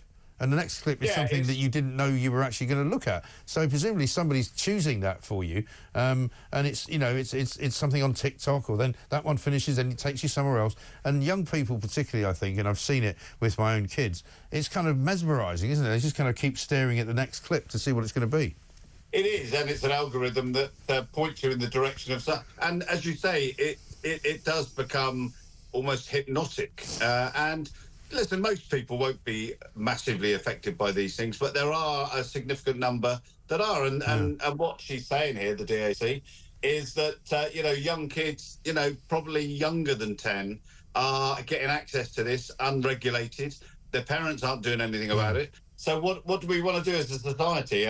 You know, I think we have to think about how we stop young people from being influenced like this. Yeah, absolutely. And so what would you suggest? I mean, should there not be ways of kind of editing it or censoring it in some way actually on the device? Yeah, there should be. And actually, you know, there's something to be said for kids going back to non-computer phones, you know, just back to pretty standard phones. Just like a brick phone. You need to do. Yeah, almost, you know, but things have moved forward. You know, you can make these phones that don't have access to everything that because now you've got a computer, you've got a fully fledged computer in your pocket. Right. You don't have to have that in order to get through life. Well, I was always struck, and this was years ago, before they were even as advanced as they are now, when they first brought an iPhone out, and I was told by some computer geek, you know, basically the iPhone that you've got in your hand is now more sophisticated than the NASA machinery and computing that was used to send people to the moon. Yeah, and not only is it more sophisticated and more powerful, but actually there are so many bad actors. I mean, having access to pretty much anyone in the world seems to be a great idea. But there are such a lot of very bad people that want to, you know, put murders and put knife-ins and stabbings and how to carry a knife and how to kill a cop or whatever you want online. And you know, even how to make a bomb. You know, do you want your son or daughter of 10 or 12 learning how to make a bomb? And you can get that information very easily online and in their pocket, in their bedroom. Yeah, absolutely right. Yeah, I guess something will have to be done eventually. Chris, good to talk to you. Thanks very much indeed. Chris Phillips, former head of National Counter-Terrorism Security Office here in the UK. Got lots of messages coming through. One from Paul says, "Morning, Mike. Ofwat fines the water companies who then put up their prices, so we end up paying the fines. Thanks, Ofwat." Well, exactly right. And one of the things that apparently water companies don't do is ever really improve their you know, network of pipes, because there's so much leaking into the ground that it's cheaper for them to pay the fine than it is for them to fix the pipes. G in Birmingham says this: "Morning, Mike. The water companies are like the banks. They know that if they crash, the taxpayer will always foot the bill. So it's a licence to print free money for shareholders. Leaks, droughts, creaking infrastructure, and not a single new reservoir for 40 years. But for some reason, we just have to put up with it. Merry Christmas to you and your team." Well, thank you very much indeed. It is absolutely extraordinary, isn't it? One from Ramsey who says, "Ofwat, it should be you what? £31 a year, that's 150 quid at the end of the 5 years. Yeah, that's what the projection is for the 36% increase in fees that you're supposed to pay for the water. Which, in my view, and I know this is going to sound a bit naive, my view should be almost free at the point of use. Because, you know, we live in Britain where it's constantly raining, where we're surrounded by water, we've got rivers running through the country, and yet we have to pay through the nose for water. Doesn't make any sense. Let's get Jill. It's strange that in Spain the cost of water is really, really cheap, and Spain is a country where they have really severe droughts at times. So what the heck is England doing, charging so much for this basic commodity? Great show, Mike. Bye. Exactly right. What is going on? Why are we once again? you know, at the butts of all the jokes in Europe. You know, in Spain, apparently, the water's cheaper. Some of you live in France. Let me know what you do and how you pay for water. If you live in other parts of the world, what do you pay for water? I bet you any money we can't find anywhere in the world that charges more for water than Britain. 0344 499 1000. Neil's another one. He says, Mike, there's a shortage of Guinness. No, there isn't. I was in a pub last night. There's plenty of Guinness. So, there's not a shortage here. Anyway, you tell me where there is one, and I'll ship some off to you. 7:35.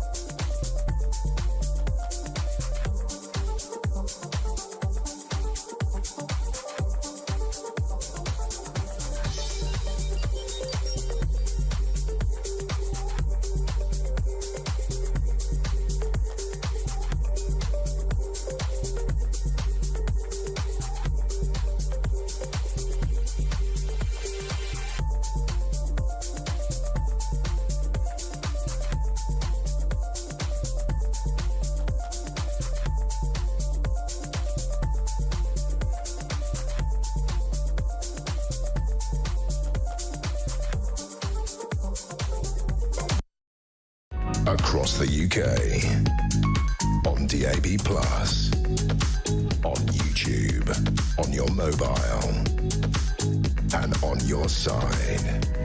This is Talk.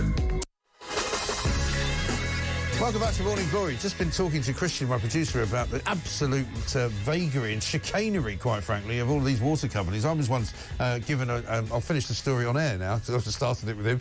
County court judge. I was about to buy a house, right? This was many years ago when I was still married to the one wife I've had, not the four that you can get if you're a Muslim. I went to sign and seal the deal, you know, went and do all the exchanging of contracts and all the rest. Suddenly got a call from the solicitor saying, no, we can't do it. We're going to, spanner in the works. You've got a county court judgment against you. And I went, what? How have I got a county court judgment? For what? And he said, well, we'll have to go and find out. And it was somewhere like St Albans, which I didn't know near where I lived. We went and found it, and it was from Thames Water. And it turned out that Thames Water, who had been supplying our water when I lived in Primrose Hill, a very nice part of North London, we moved from there to a place called Hendon, not such a nice part of North London, and we transferred the account. Everything was copacetic, everything was fine, but they kept sending a bill to the old place in Primrose Hill, and there was no one living there, so the bills were literally hitting the ground every time I went through the letterbox. Nobody was paying them. So they took out a county court judgment against me for non-payment of a bill that I should never have got. We managed to sort it out, but it was one of those things where, again, it took about 3 weeks. And I had to ring people and threaten them with all sorts of things from the newspapers, and I'm going to, burn your house down unless you sort this out, and all of that. And it was just ridiculous. Complete and utter nightmare. Anyway, household water bills in England, Wales, increasing by 36%. I've just had a message from someone who says that their bill is going to go up by 53% before inflation. Southern Water. Crikey. Let's talk to Ben Habib, former Deputy Leader of Reform UK. Ben, a very good morning to you. Good morning, Mike. We're cooking on gas this morning, Ben, because I'm getting a bit wound up about the water companies, for one thing. And also, I want to talk to you about this story in the Times about how we apparently are the world's centre for Sharia law. And everybody from America to Western Europe is coming here to get divorced from their 4 wives as if it's something normal. I mean, what the heck is going on? It is peculiar how this has taken root in the United Kingdom. And I think we're pretty much on our own in Western countries to have Sharia law practiced so widely. Yeah. And what was really interesting to me in that article was that the Muslim communities in the United Kingdom have set up tribunals with rules and regulations for those tribunals.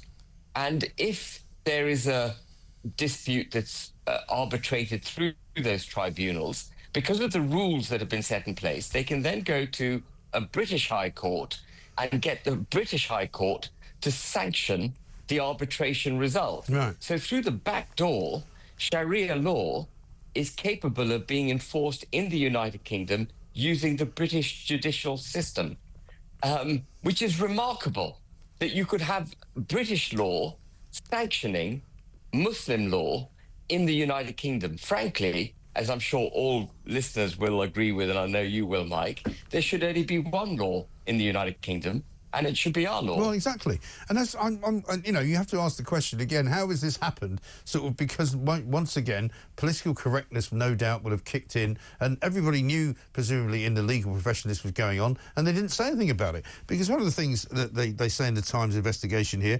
100,000 Islamic marriages are believed to have been conducted in Britain, many of which are not officially registered with the civil authorities. So there are people who are claiming to be married in this country, and they're not. I think the way it works is because we're prepared to accept cohabiting in the United Kingdom, where Muslims have more than one wife, they're just regarded as having, you know, being cohabiting. Yeah. And that there's no bigamy going on, which is against the law in the United Kingdom. Their marriages simply aren't recognised. And because the marriages aren't recognised, of course, those women also get no protection either on the way into marriage or on the way out of marriage. And it's a ridiculous situation. It has to be stopped. Right. If you're in the United Kingdom, you have to marry, and if you want any of the rights associated with being married, the protections that go with it, then you've got to marry under the British system. And what would be the situation with any of those women? Say, for example, some guy has 4 wives, but they're not actually officially married, but under Sharia law they're married. What if he wants to claim benefits for them? Well, presumably they can claim benefits on their own, you know, in their own capacity as an individual. But the other thing that's interesting here is that a lot of Muslim countries have actually banned the practice that we're allowing to continue in the United Kingdom. So, for example, because the Sharia law is being practiced within communities and not challenged by British law, if a man who's married to more than one woman under Sharia law wishes to divorce them, that woman has no protection. Right. He just has to say, I divorce you, I divorce you, I divorce you, and that's it. She gets no asset, she gets no, you know, the normal protections that a spouse would get on the way out of a marriage. You know, it is genuinely an entirely balmy situation. Yeah, it really is absolutely insane. Let's just go back to talking about water for a minute. Again, one of the problems in this country, it seems to me, is that we are governed by people who are sort of toothless in the face of what appears to be literally a licence to print money. You know, one, I don't understand why we pay so much for the water that we get, which falls freely from the sky and can be collected by any right-thinking individual. And now the regulator, once again, has said, oh, yeah, we're going to be putting prices up, in some cases, by between 40 and 60%. I mean, it's incredible. Yeah, so, I mean, I think there are a couple of lessons here. The first is don't privatise monopolies. Yeah. If you think you can take a monopoly, which is essentially a water supplier is, privatise it and then somehow regulate it through Ofwat, which is, you know, a bunch of bureaucrats getting together and trying to hold to account entrepreneurs who've now got control of this monopoly, you're going to fail. A regulator putting in new rules, trying to identify what executives are doing in order to circumvent those rules is a bit like playing whack-a-mole. You know, every time you sort one problem out, the entrepreneurs find another way of making money. So I think at the heart of it is we shouldn't have privatized, you know, monopoly businesses. And the same goes in, you know, for rail and other equivalent businesses. But the other thing here is that actually we're surviving in this country on infrastructure that is decades, if not hundreds of years old. I know that the water supply system in London is Victorian, and massive gratitude to the Victorians for what they did for London, but actually we should have continued to upgrade it. And as a result of these really old, failing systems, where there's been no incentive to invest, because actually in the privatized sector, they just want to make as much profit as they can and pay out dividends and bonuses and so on, billions of gallons of water are leaked out of the system every year. Massive leaks. We need billions a day, I think it is. Billions of litres a day. Billions a day, yeah. Sorry. So we need a massive wholesale investment program in our infrastructure, and it doesn't just apply to water. You know, we've been so bad on this. We don't think in the long term as a country. We think short term, and that's particularly the case with, you know, privatised businesses. Absolutely. Let's talk about the front page of the Telegraph as well. One of the biggest drug dealers in this country, who happens to be a Turkish crime boss, cannot be sent home after being released from prison because it would breach his human rights. I'm getting pretty sick of these stories. This one is worse than most. Apparently, he was jailed for 16 years for plotting to supply heroin across the United Kingdom, but he's won the right to remain here because to be sent home would breach his human rights to a family life, even though he's had several extramarital affairs around his wife back in Turkey. He visits Turkey on a regular basis. He says that it's dangerous for him to go back there, but it's clearly not dangerous for him to go back there on holiday. And these ridiculous immigration judges have said that it would be cruel to send him back. I mean, it's incredible, isn't it? It is. I mean, I can't really add to what you said. It is incredible. Turkey is a NATO member state. If it's good enough to be a member of NATO, it's good enough for someone to go back there. He's obviously married someone in the United Kingdom and claims he can't take her back to Turkey with him, and therefore that would breach his human rights. But it's a really good example of how the European Convention of Human Rights is out of control. It is being applied in ways for which it was never intended. It was never intended that criminals would be given cover from being deported back to their home countries, which are perfectly safe, simply because they marry someone in the United Kingdom. That makes no sense. It's extraordinary, isn't it? Yeah, so, you know, the argument for staying in the European Convention of Human Rights and subject to the European Court of Human Rights gets more tenuous by the day. And I think one of the best statistics that I quote on this, one of the most revealing statistics, is from 1959 when the court was set up, to 1995 when it was given supreme judicial authority. There was a revising of its rules, given supreme judicial authority over the countries that are members of it. In that period, there were about 850 adjudications by the European Court of Human Rights. Since 1995, there have been 23,500 adjudications. It's just ballooned. So the court has empowered itself, you know, increasingly without any legislative authority. Remember, there are no parliaments anywhere in Europe making laws which are then passed to the European Court, and, you know, they're invited to enforce them. These are 18 conventions that go back to 1959 that are interpreted by the court as the court sees fit. And it has been over-interpreting these conventions increasingly. So, for example, in Switzerland, you'll recall last year, the Swiss government was held by the European Court of Human Rights to have been in breach of human rights because it wasn't doing enough towards climate change. Can you believe that? I know. You know, the whole thing, the European Convention is madness. It really is, absolutely out of control. But let's not forget the things going just as badly wrong here. Westminster City Council apparently is under fire today because they advertised massively subsidised housing in one of the most expensive areas in London in 5 different languages, right? They said they were making changes to make it fairer for people waiting for social housing. This is an exclusive story we've got here today. Westminster City Council offering a 2-bedroom council flat for £624 a month, which is a £30,000 taxpayer subsidy every year. I think we've got a little clip we can show you. Hang on. نقوم في بلدية ويستمنستر حاليا بتغيير طريقة عمل. আমরা আপনার জানাতাম sir যে Westminster council আমরা housing register সিস্টেমরে বদলাইতাম Estamos cambiando la manera en que asignamos la vivienda social en Westminster. Nous changeons la manière dont nous attribuons les logements sociaux à Westminster. Marvellous. Any chance of one in English? No. No, I'm afraid not. I mean, what's going on? Well, that just proves what you and I have discussed so many times in the past, that we now live in a country without an integrated culture, without society, because society requires an integrated culture. What we've got is multicultural silos all operating independently, to the extent that members of those cultural silos don't even speak English, and they're having to be talked to by someone in their language, which of course in itself is a massive cost. But the other thing going on here, the two other things going on here, is progressive discrimination in favor of those minorities. As you say, English wasn't used. So that entire pitch was aimed at minority ethnicities in the United Kingdom, in Westminster, the most expensive borough, one of the most expensive boroughs in London. And so they're favouring minorities for housing in one of the most expensive boroughs, and they're doing it in their language, effectively turning their back on English-speaking British citizens. Hard-working people, yeah. I mean, the average monthly rent in Westminster is £3,183 a month, right, which is an awful lot of money.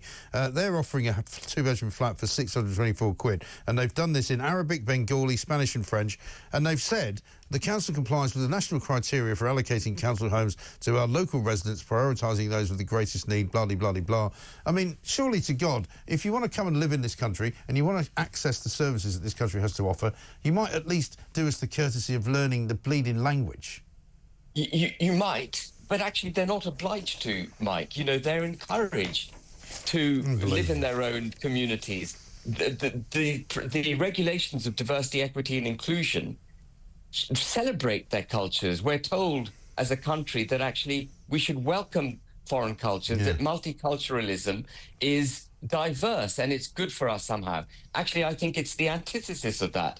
What we've got is division in our society, with lots of different people practicing different cultures, different religions, different languages, not communicating with each other. Well, we're breaking the United Kingdom. That is what's going on here. And there couldn't be a better representation of it than the advertisement that Westminster Council put out yesterday. I know. And then suddenly took down. And then took down. Yeah, I know. They took it down. I wonder why. They suddenly realised it looked a bit wrong. Ben, thank you very much indeed. Good to talk to you. Have a good Christmas if I don't speak to you before. Ben Habib, former Deputy Leader of Reform UK. Let's get a voice note from Neil. Morning, Mike. Yeah, countries that have an abundance of something, you know, like oil or petrol, they get it all for free. We've got an abundance of water, but we can't get free water. Bloody ridiculous. It's a good point. We have got an abundance of water. It was raining last night, in fact. It was raining so much I had to stand to the side outside a pub because I was getting wet. But apparently I have to pay £100 a month for it. Great. Brilliant. Coming up, we're going to talk about Israel. David Menser is here, government spokesman of the National Public Diplomacy Directorate in the office of the Prime Minister. This is Talk.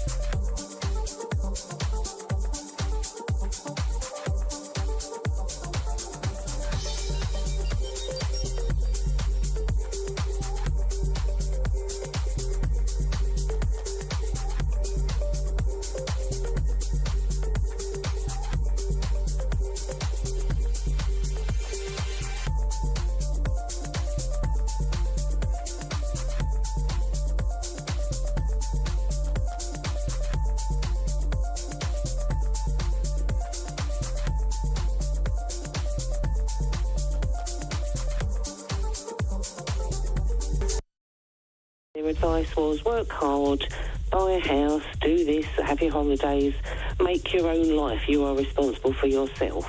Fair enough. You know, you buy a house, you work out your mortgage, you plan your retirement, and then the government do this.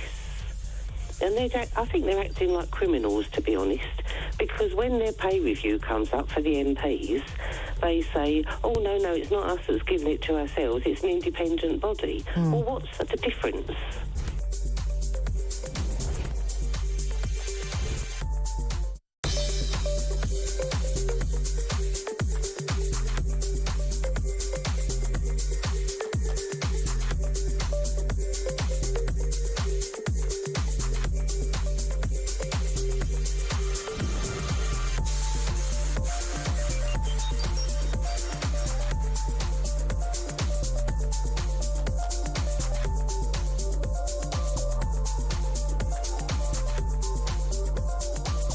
Across the UK, on DAB+, on YouTube, on your mobile, and on your side. This is Talk. Welcome back to Morning Glory, coming up to 7:56. I'm Mike Graham with you all the way through until 10 o'clock. Mike in Brighton says, Mike, great show as usual. The background is still rubbish, though. Can't see the baubles as they are not visible due to the title of discussion. Other background is just blue, indistinguishable stuff. Sack the technician who did the background. Yep. Yeah, we're on the way to doing that. Disciplinary action is definitely going to have to be undertaken. You can see, though, from that angle over there, if you look there, you can see that behind me there is some sort of, some finery, some fur, like it's a Christmas tree effect, and there's some baubles. It looks better from that side. But you can't, I can't do this show like that, obviously. But it is there now. It's a lot better. Let's talk to David Mensa, government spokesman for the Prime Minister of Israel. David, very good morning to you. Good to be with you, and happy Christmas and a happy New Year to all your listeners. And indeed to you, David. Thank you very much indeed. A lot of noise going on at the moment about ceasefire talks and possible settlements with the Hamas organisation in Gaza. What can you tell us? Because some people are saying that Benjamin Netanyahu may be on his way to Cairo. Nobody's really sure. What's going on? Well, look, with God's help, we are acting relentlessly to get our people home, all of them, the living and those who've been murdered already. We know there's 100 of them. There are dozens still alive. But let me just add that the less we discuss this, the better. Now is the time for actions and not words. There's been so many words in the past, perhaps too many words, not enough action. We are focused on getting our people home. That's our objective. We need to get them out of hell. Many words will follow after this. There'll be plenty of them. But when those people walk through the door, as we are daring to hope now, into their families' arms back in Israel, that's when we will know that they are safe and this deal has come to fruition and not a moment before. And what an amazing Christmas gift that would be, and a Hanukkah present and all of that. I mean, how wonderful would that be? Listen, it's an open wound in Israeli society. We have been in many hopeful situations before, but we're not, I don't want to talk too much about this deal, but we are giving it our all to get our people home. And you know why, Mike, this has come to pass now, because Iran have been pushed back, Hezbollah have been set back decades, Hamas have been roundly defeated on the battlefield. They've managed to sacrifice too many of their own people, and also, of course, Assad has fallen. So us are isolated, on the back foot, but we're pushing forward to trying to get our people home. That's what we want. Yes, I mean, I heard, as you would expect on the BBC, somebody actually using the words Hamas are feeling abandoned, to which I thought, well, what a pity. What an absolute shame that is. Abandoned. I mean, how ridiculous to use that kind of language about a terrorist organisation. Well, I had a run-in yesterday on the World at One saying, poor Hamas, they don't know exactly where the hostages are because they haven't had a chance to find them because there hasn't been a ceasefire. For heaven's sake, this is a genocidal terrorist organisation. This is 440 days that our people have been in the depths of hell. I can't believe that there isn't world outrage to get our people home, because that's when the war will end. Our people home, Hamas surrendering their arms, this war is over. Absolutely. Well, there's plenty of outrage on this show, David, and we're with you all the way, so good luck. And hopefully we'll be having some good news soon. Thank you so much for joining us, and we'll see you very shortly. David Mencer, government spokesman for the Prime Minister of Israel. If only that could be the case, couldn't it? How brilliant would that be? Hamas abandoned. Good. This is Talk.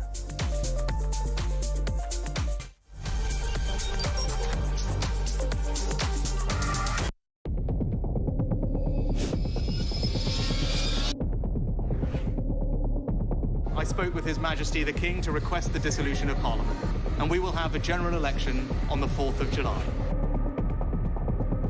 I have just returned from Buckingham Palace to form the next government of this great nation.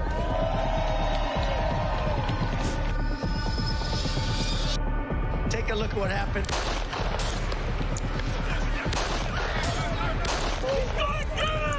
I immediately knew it was very serious, that we were under attack.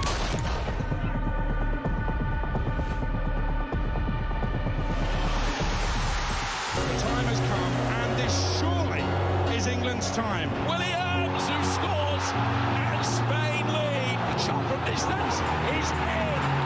It is Cole Palmer. Low ball in, or far ball, slides it in. An absolute killer of a goal.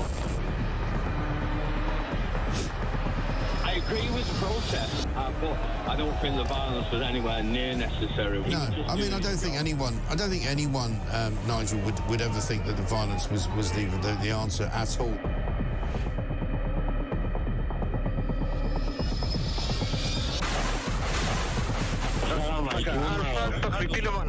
אזרחי ישראל, אנחנו במלחמה.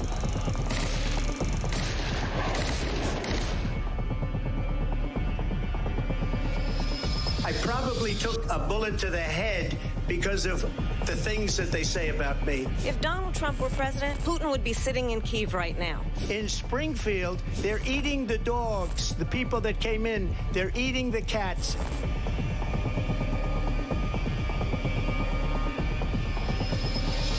Liberal left couldn't understand that this man could be anything other than the great newsreader, a man of integrity. Is it possible in any way, shape or form that Keir Starmer didn't know about these facts about the suspect in Southport? I find it extraordinary that he wouldn't know. It seems that the public has not been told the truth. No, there's nothing like an American election, I have to say. North Dakota has gone red, South Dakota's red, Texas is red. Many people have told me that God...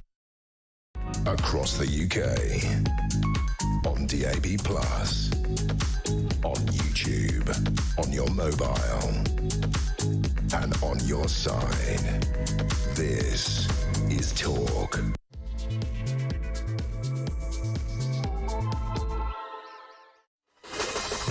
Welcome back to Morning Glory. 2 minutes past 8. I'm Mike Graham with you all the way through until 10 o'clock. Of course, 4 glorious hours of Morning Glory now, every single weekday from 6 until 10. We are halfway through the show. We've got much to talk about this morning, ladies and gentlemen. Household water bills in England and Wales will increase by an average of 36% over the next 5 years. That's according to the new regulators' rules. Ofwat has announced it just a few moments ago.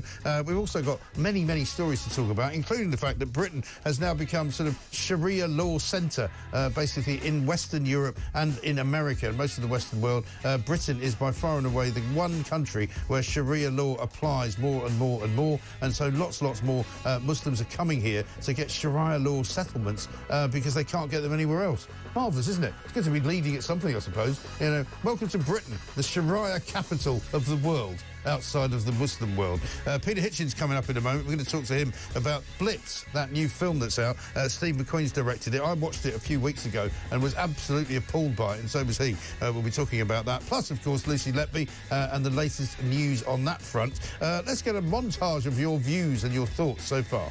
Morning, Mike. Simon in Portsmouth. Morning, Mike. James here. Morning, Mike. I'm just listening in despair. I flooded the country with illegal immigrants and built up their hotels. I taxed businesses so that they would fail. And I appointed Ed Miliband as my energy and net zero guru. Should we hear from the man himself for his Keir Starmer stuttering around the Prime Minister's questions answers yesterday?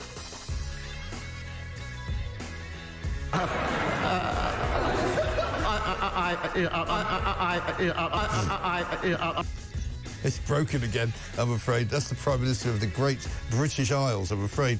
He's not doing quite what it says on the tin. Also, coming up, we'll be talking about why the ECHR is preventing us from getting rid of one of the heroin bosses of this country, one of the biggest drug dealers that has ever served time in prison. Did 16 years for trying to flood the country with heroin. He's from Turkey originally. He's a Kurd, but he says despite the fact he's gone back there on holiday 8 times, he's worried if he goes back he might be persecuted. So he's being allowed to stay in this country for family reasons, even though he's cheated on his wife about 8 times as well. Absolutely extraordinary stuff. 0344 499 1000 is the number. This is Morning Glory. Now, as if you weren't feeling festive enough, because we've told you earlier about the trouble we've had with the head of graphics here at Talk, the man that hasn't managed to actually produce anything that looks in any way festive whatsoever. We've managed to find something else, nothing to do with him, which we're going to put forward now as our final offering for the festive season, because we're literally 2 days away from disappearing off for Christmas, right? Let's have a countdown from the man that knows how to light Christmas trees. 5, 4, 3, 2, 1. Yay! Look at that. Now you're talking. Now you've got a proper Christmas season. It appears to be snowing indoors. That's all right. We don't mind that. I think a festive song from Matt. He sent us in a little bit earlier. It's beginning to fall apart for Starmer. Everywhere you stroll, take a look in at number 10. It's chaos once again, as they're sucked in through their imaginary black hole. It's beginning to fall apart for Starmer. The toolmaker's son is such a bore. And the most likely thing you'll see is the policeman that will be at your own front door. Brilliant. Matt, thank you very much indeed. You can do the same, of course. We are inspiring an awful lot of you to actually write songs and send in poems. 0344 499 1000, possibly the worst government of all time that we have now. Might as well just make fun of it, I think. It's going to be Christmas soon, after all. Peter Hitchens is here, columnist of the Mail on Sunday. Peter, very good morning to you. Morning. I mean, ridicule, I think, is all we have left. I mean, it's the last... It's great ridicule, and I think people should make more use of it. It's the last bastion of Britishness. I don't know how it is you're getting it to snow inside over there.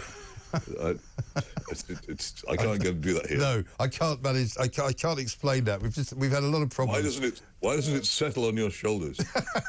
Well, that'd be dandruff, obviously. Right. Let's talk about your piece in the Mail this morning. I was delighted to see it, to be honest, because I had the misfortune of watching this bleeding film Blitz about 3 weeks ago.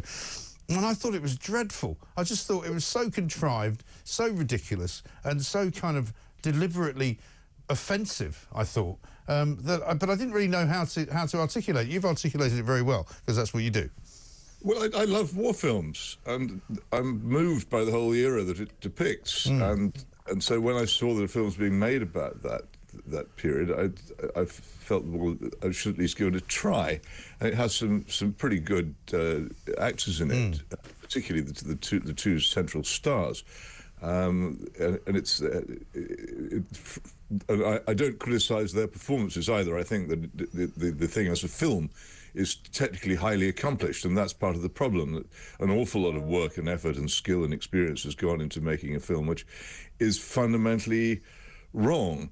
And I think it turns an episode which was never as simple as we were brought up to believe, and you and I both were brought up into the idea of the Blitz as Britain can take it and the finest hour.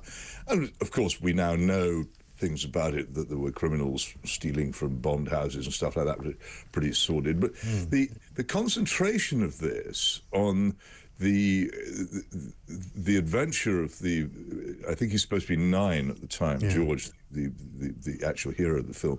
The concentration on it on racial prejudice seems to me to be possibly historically wrong. To reflect back into the 1940s, things which did happen, I think, in Britain in particularly in the 60s, after the black population in the country went up, and there was, I think, a good deal more spite after that, fomented by Mosleyite and people like that. But in general, and this is fascinating, I often recommend to people a very fine novel by Neville Shute called The Checkerboard, which portrays, it looks to me as if it was drawn from the life, I think such things did happen, an episode where British people pretty much rose up in revolt against the appalling segregation imposed on black American soldiers here who'd come to Britain for D-Day. And I think the attitude of most British people, and I quote in the film an African-American journalist who came here at the time, the attitude of most British people during that period simply wasn't as it's portrayed in this film, and I think it's a pity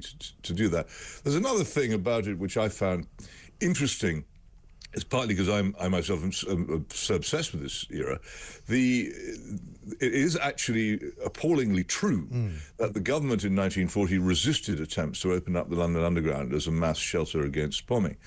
And it is also true that there were protests against this, and that these were headed, in fact, by a very skillful and clever communist activist called Phil Peratin, who became one of the very few communist MPs ever to sit in Parliament. But the communists at the time weren't supporting the war effort. They weren't doing this to help the people of the Blitz. They were doing this as propaganda to try and get this country to make peace with Hitler, which was the policy at that time of world communism. This is very fascinating to see this portrayed in a completely uncritical light in the film, and disturbing. I just think here is a great opportunity. These days we have all kinds of facilities. We can make really films in superb colour in the way that the actual war films were not. We have CGI in which we can recreate without destruction the actual scenes of war and portray it with... And there are some very, very striking portrayals of what war looked like and what bombing looked and sounded like. But why this message? I think it's such a... It seems to me that... I don't say this while saying that it's a bad film technically or badly acted. No, it's not. But just, I mean, the thing that I found so distasteful about it was it seemed that the director went out of his way to make points which were clearly not historically correct. And, you know, I know that you have poetic license and all of that, creative license, whatever, but for people who don't know, the story centres around a mixed-race child who is born to a white mother who had a black father, and then it goes into this whole kind of, you know, network of what would you loosely describe as sort of black culture in London in the 1940s. I took the trouble of looking up historically what the black population was in the 40s, and it was around about 12,000, mostly people living in port cities where they might have come on ships basically from other parts of the world. So Liverpool, Portsmouth, you know, that kind of thing, Glasgow as well, but certainly not in blitz-ridden London. It's unlike, it's as I say, it seems to me to project backwards onto 1940 things which were much more true of the late 1950s and 1960s, and my recollection myself of growing up particularly down in Devon, in rural England in the 50s, well, I remember seeing my first black person. And my wife was attending a school in South London around about the same time, and they got their first black pupil. And I think both of us remember that there was a sort of guarded puzzlement and a strong desire to be nice. Not the way it was portrayed, and the way in which the boy runs it. There's a particular scene I didn't like where he's peering through the window. I think it's Hamlet's toy shop in Regent Street. And a police officer comes up behind him and chases him away. And the police in the film, they just don't look the way policemen in those days tended to be tall. And these are all sort of little necklaced 5'3" creatures with miserable expressions on their faces. It doesn't look or sound... I'm not sure that a policeman would have chased a mixed race or black child away from the window of Hamley's toy shop in that way. And there's another scene where he's chased away from the window of a baker's, where the baker himself makes some disparaging remarks about black people. It didn't ring true to me. Now, I wasn't there, and anyone who's watching can tell that I, of course, have white privilege, so I may be completely wrong, but I just thought it was loaded in the wrong direction. to me, could they make a film about if they want to make this point? Could they make a film about something else?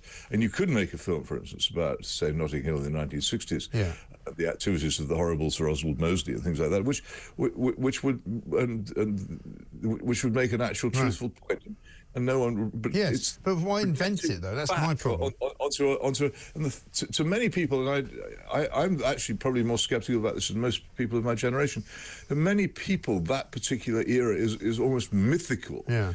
Time of heroism and doggedness, which we don't really want to see rewritten as a time of racial bigotry and.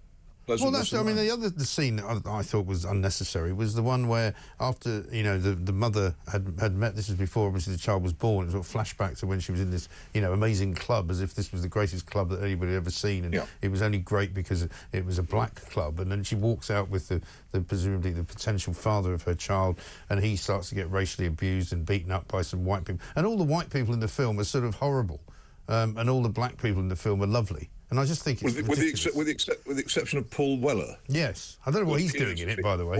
All modern TV series and films have in them a character who represents the 21st century, and who can look down on the stupidity and bigotry of all the people living in 1940. I think, well, it's all very well being superior and knowing everything we now know and feeling good about ourselves. My view is we should. It's a basic rule of life.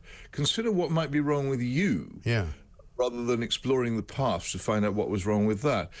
Imagine, if you like, somebody making a film about the 2020s, and see what they might think was really, really odd and despicable and worrying about us. Think of that instead of inventing fictions about 80 years ago, which, again, as I say, it invades an era which is very important to me. And I think the whole business of the war film in this country, I know, obviously, the large numbers of people growing up now to whom the Second World War is meaningless, and they can't tell the Second World War from the First World War. I know we saw University Challenge a few weeks ago where a team from, I think, Durham, one of the best universities in the country, had no idea who had commanded the RAF during the fighter command during the Battle of Britain, and thought that that they had actually been commanded by Douglas Haig, the man who sent thousands to their deaths in the Battle of the Somme. People don't know this, but those of us who still do have strong feelings about it think, well, if you want to make a film about bad things in the past, make it about times when these things were actually happening. Don't project your own concerns onto this particular period. Quite. Well, what chance have we got when the Secretary of State for Foreign and Commonwealth Affairs on Mastermind couldn't tell the difference between Marie Antoinette and Marie Curie? But that's another matter. Let's talk about Lucy Letby, because we had some news this week. We interviewed the barrister in the case who's seeking to reopen an appeal. What do you think? I mean, I said to him, as a matter of law, surely this is just a change of opinion rather than a change of evidence, but you may have a different view. I think what's actually happened is that, taking this as a sort of tidal matter, for many, many months, the idea that Lucy Letby was undoubtedly a horrible killer of babies was generally accepted idea, and the tide flowed strongly in that direction in public opinion, in the media and everywhere else. Then there came a period when more and more doubts were raised, which I would have called slack water, when there wasn't much happening. I think that press conference in London on Monday was the turn of the tide. I think things were said at that event, and the strength of the case against the safety of Lucy Letby's conviction was so strongly made that I think from now on it really is a matter of how long it will take before the courts are willing to reconsider something which obviously ought to be reconsidered.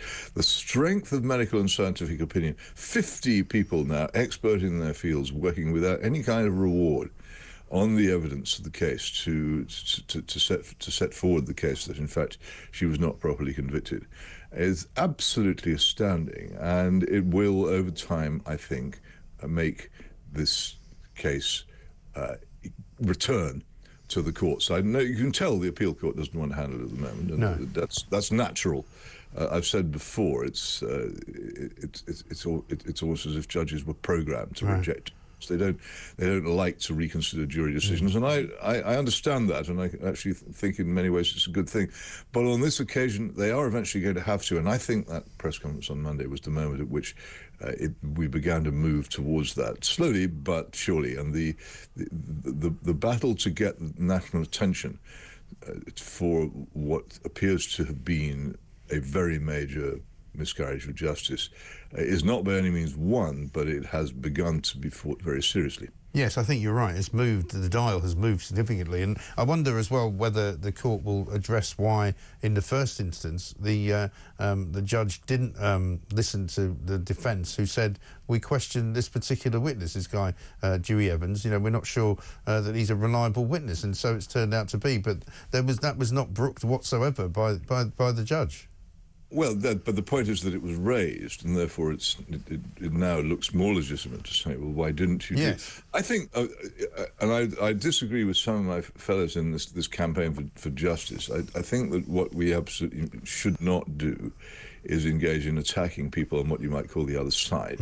I believe that we should assume absolute good faith on the part of the prosecution and the police and of the judge involved. That wasn't the problem. The problem was that in some way the case came loose from its moorings. It was not conducted properly according to the really serious rules of presumption of innocence. There was, of course, a de jure presumption of innocence, which was observed in the court. But in the world outside, I'm not at all sure that there was, and as a result, that was reflected back into the courtroom, and I think it affected the way things happened. And there's also this abiding mystery, which I don't seek to solve, because there's no point. Why wasn't a serious expert witness called in Lucy Letby's defence on medical matters? It still remains astounding that the only witness who appeared in her favour, apart from herself, was the hospital plumber. And there is now an opportunity for that to be rectified. And experts are lining up, as I say, unpaid and unrewarded, working in their own time, bringing forward increasingly the expert case against Lucy Letby's guilt, which was not heard in the court in Manchester. Absolutely. Peter, good to talk to you. Have a good Christmas if I don't see you until afterwards. Enjoy it. It may be some small comfort for people to live in this country where everything's costing more money and everybody's pretty miserable under Keir Starmer, but there we are. Let's get a voice note from Phil on housing. Morning, Mike. My daughter, 23-year-old daughter, has just been removed from the housing list after 7 years on it. The reason being, she didn't reply to an email. It was a do not reply email address, and the email address had no reference to the local authority or the council that it was being sent from. Therefore, it went into junk because it was not recognised as a safe sender. Because she didn't reply, she's been removed. Now, I've been told, or we've been told, she has to reapply. So she's lost 6-7 years on social housing waiting list. And I wonder why they're so easily and quickly removing people. Unbelievable. I'm sure they can add people as and when they would like to and bump them up if they've come here from foreign countries because they get priority because for some reason that's the way the system works. That's a shocking state of affairs, Phil. Hopefully you can get some kind of reference on that and get them to bump her back up the ladder. That is ludicrous, isn't it? 0344 499 1000. We were saying there's no shortage of anything this Christmas. Anna in Surrey says there's no shortage of food because nobody can afford to buy any of it. This is Talk.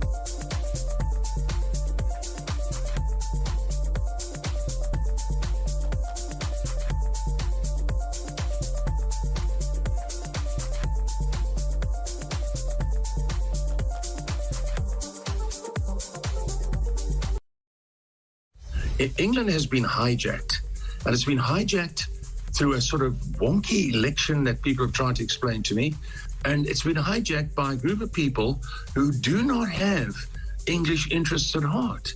They are going to take England down a road that is not going to be England, and you've got to play hardball back. Nigel Farage, I've no objection to him getting money if you've got a loan or if you've got anything from anywhere, if that's what he needs. But is he the right man? Has he got the strength? You need someone with real strength.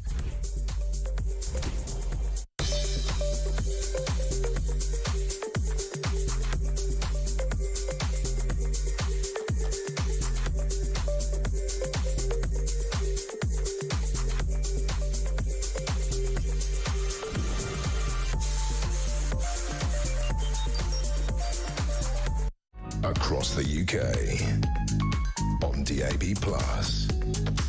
on YouTube, on your mobile, and on your side.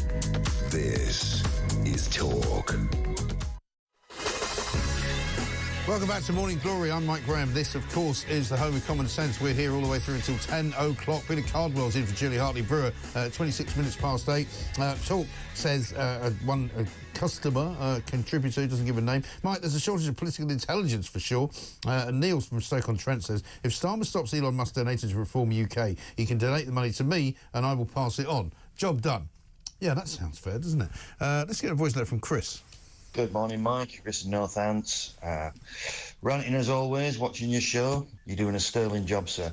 About the utilities, what gets me is this standing charge that they put on you every month. So even if you didn't have any service from them whatsoever, you'd still pay hundreds of pounds a year. And the other thing that gets me is, why do we always have to be in credit with these people? I keep getting emails from my energy supplier saying we might have to put your standing order up because you're only £150 in credit. Yeah. I'm in credit, you numpties. I know.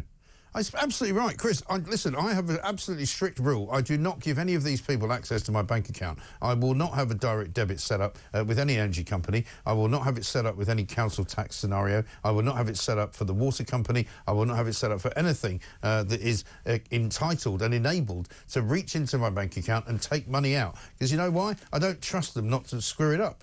You know, who's to say that one day you look in your bank account and suddenly they've gone in there and nicked 2,000 quid out? And then they go, oh, don't worry, you'll get it all back in 10 business days. Well, no, actually. How about I don't bother letting you have access to my bank account, and if you want money from me, you send me a bill and I pay it. And that's what I will say to them. I've actually had text messages from Scottish Power, who are the people that supply my particular energy every single month, to say you haven't paid your bill before I've even had it. I'm going, well, how are you sending me a text message to remind me to pay a bill I haven't seen? You complete and utter plonkers. They once rang me on holiday and I threatened them with Ofcom. I said, if you don't stop ringing me, I'm going to report you to Ofcom. And then they stopped, thankfully. So you can always do that as well. If they keep bothering you, just say, I'm going to report you to Ofcom, and they'll stop. Let's talk now to Harry Wilkinson, Director of Policy at Net Zero Watch, because unfortunately, as we approach the Christmas season, the lights are going out all over the country. Harry, what's going on? Well, it seems, unfortunately, doesn't it, that the more important a service that's relied upon to keep people safe, the more that councils and our public servants don't seem to want to provide it. They want to do fashionable net zero green things instead. And so we have this council threatening to switch the lights off. You know, what impact will this have on safety, women's safety in particular, who rely on the lights to feel safe at night? And they're going to have to dim these lights because they've made a mess of the finances. You still see jobs like net zero coordinator, £70,000, all this wasteful spending, and yet they can't seem to do the basic things right. Exactly right. This is Lambeth Council in South London, who owe apparently £1 billion. They're in debt to the tune of £1 billion, and they're saying that in order to try and save some money, they need to switch the lights off at night. We hear Keir Starmer go on all the time, don't we, about, oh, it's very important to have safety for women and girls, and that's going to be one of our top priorities.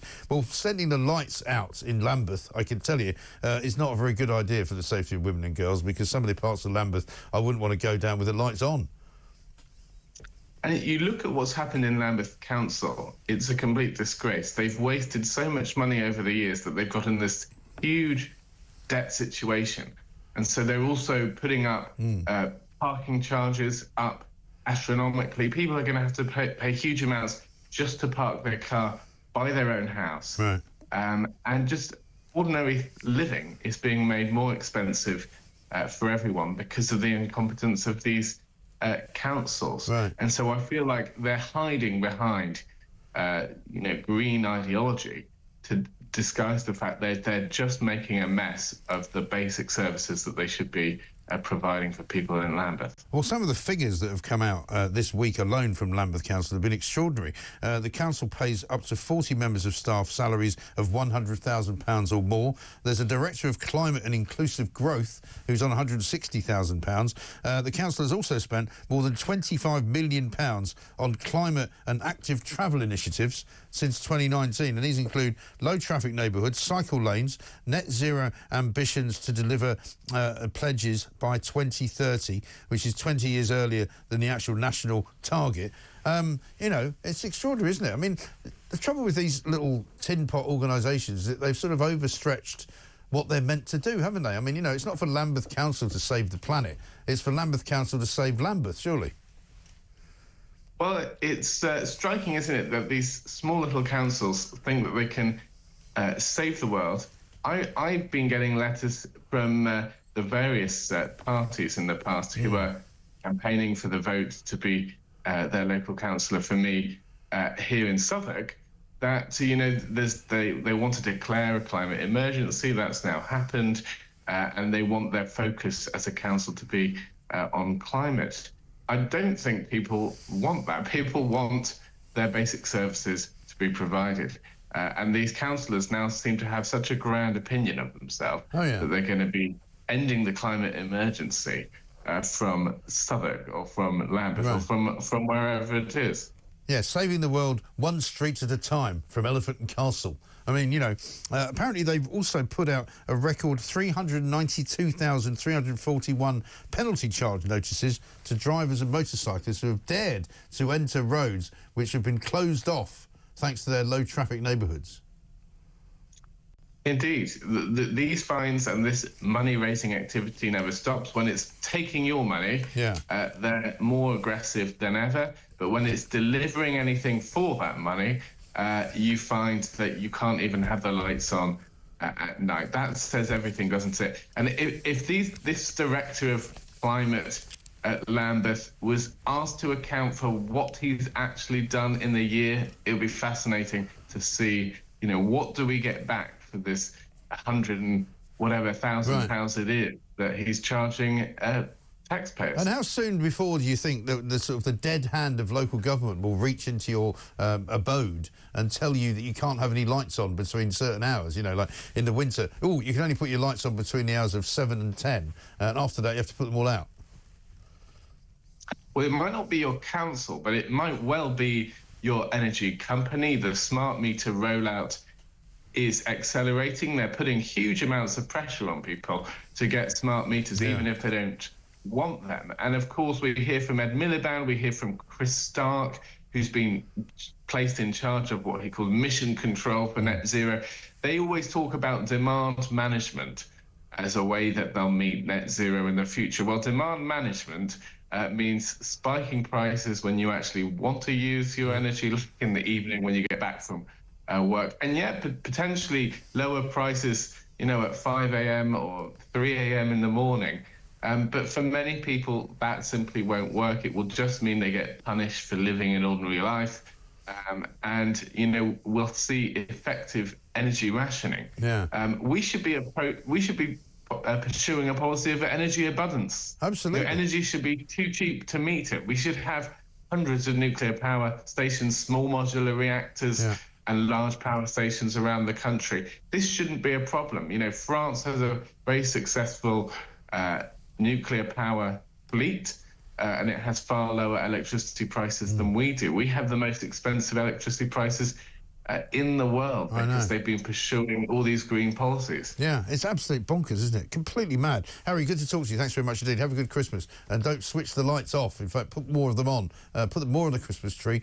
Load it up. Harry Wilkinson, Director of Policy at Net Zero Watch. How about this from Carol in Shoreham by Sea? She says, morning, Mike. Just like to thank you for keeping us so well informed and up to date with what's going on, even though I have to get up half an hour earlier. Please continue to highlight the rubbish and madness that we're having to endure with this pathetic excuse for a government. I wish you a very Merry Christmas and a Happy New Year. I'm sure you'll have a great time. Well, thank you, Carol, and the same to you. It is a joyous time, or it should be a joyous time, but let's not forget there will be people who won't be having such a joyous time, many of them pensioners who have had the winter fuel allowance taken off them by this shoddy, ghastly, useless government, and they'll be shivering in their little homes now, even as we speak. Thankfully, it hasn't been too cold this week, but do keep an eye out for them, and if you can pass them in another blanket or a hot water bottle or something like that, by all means do so. Let's get a voice note from Liam on Sharia Courts. Morning, Mike. Liam from Kent here. Sharia courts in this country. What is going on? Can I just go out tomorrow then and set up Liam's law? Is that all right? Are we allowed to do this? Keir Starmer needs to grow a spine and sort this out, because all he's doing is making it worse for people that have lived here their whole lives. Anyway, keep up the great work and Merry Christmas to you and your team. Liam, thank you very much indeed, and a Merry Christmas to you as well. Absolutely right. You might as well go out and say, right, I've now decided I'm going to invent Liam's law, and this is how I'm going to operate it. I'm going to have a couple of courts over here, one over there, and anybody who doesn't like it can get stuffed. I'm just going to make my own laws. I'm going to live by my own laws, and it doesn't really matter if anybody doesn't like it. It doesn't really matter either if these laws don't apply in other laws. So if I live in Britain, I don't have to live by British law. I'll just live by Sharia law. It's ridiculous, isn't it? Absolutely bonkers. 8:36.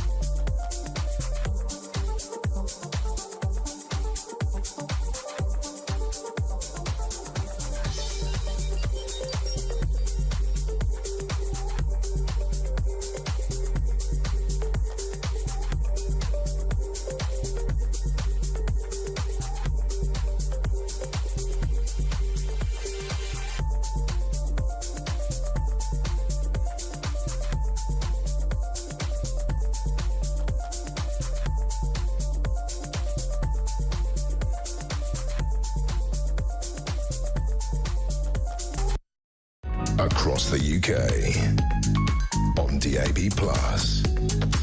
on YouTube, on your mobile, and on your side. This is Talk. Welcome back to Morning Glory, 8:39. We're going to be putting out a little statement later on the state of play vis-a-vis the head of graphics. It has to be said that things have not gone well for him this week. we've managed to find a great background. No thanks to him. And so I just want to wish you all a very, very Merry Christmas. As you can see, we've got it all sorted here now. We've got a bit of a fireplace on the go. Hopefully it's a wood-burning fireplace so that it can upset a few of the lefties. And hopefully you'll be able to recognise some of the warmth of the hearth of the Morning Glory studio. And, of course, if you're watching from over there, you can see a slightly more of what is actually going on behind me, because not every part of it is visible. But I think it's very much, I'm sure you'd agree, very much of an improvement on what the head of graphics came up with. I don't know why we pay him for that. I mean, for heaven's sake. Anyway, we'll be putting out a statement, as I say, shortly, and we'll let you know exactly how that's all going. Right now, though, let's talk to Francis Gilbert, who's an author and teacher. An extraordinary story in the papers this morning about a school trip to Switzerland, where one girl apparently slept with 3 boys, another had sex with another boy for £30, others stole alcohol and wielded knives. I mean, I don't want to make light of this, Francis, but it doesn't sound like any school trips I went on when I was a kid. Yeah, I mean, I would like to say, to reassure parents who are listening, this school was an alternative provision school, so it was admitting children who had been excluded from mainstream school. Okay. And they'd probably been excluded for reasons of misbehaviour. Right.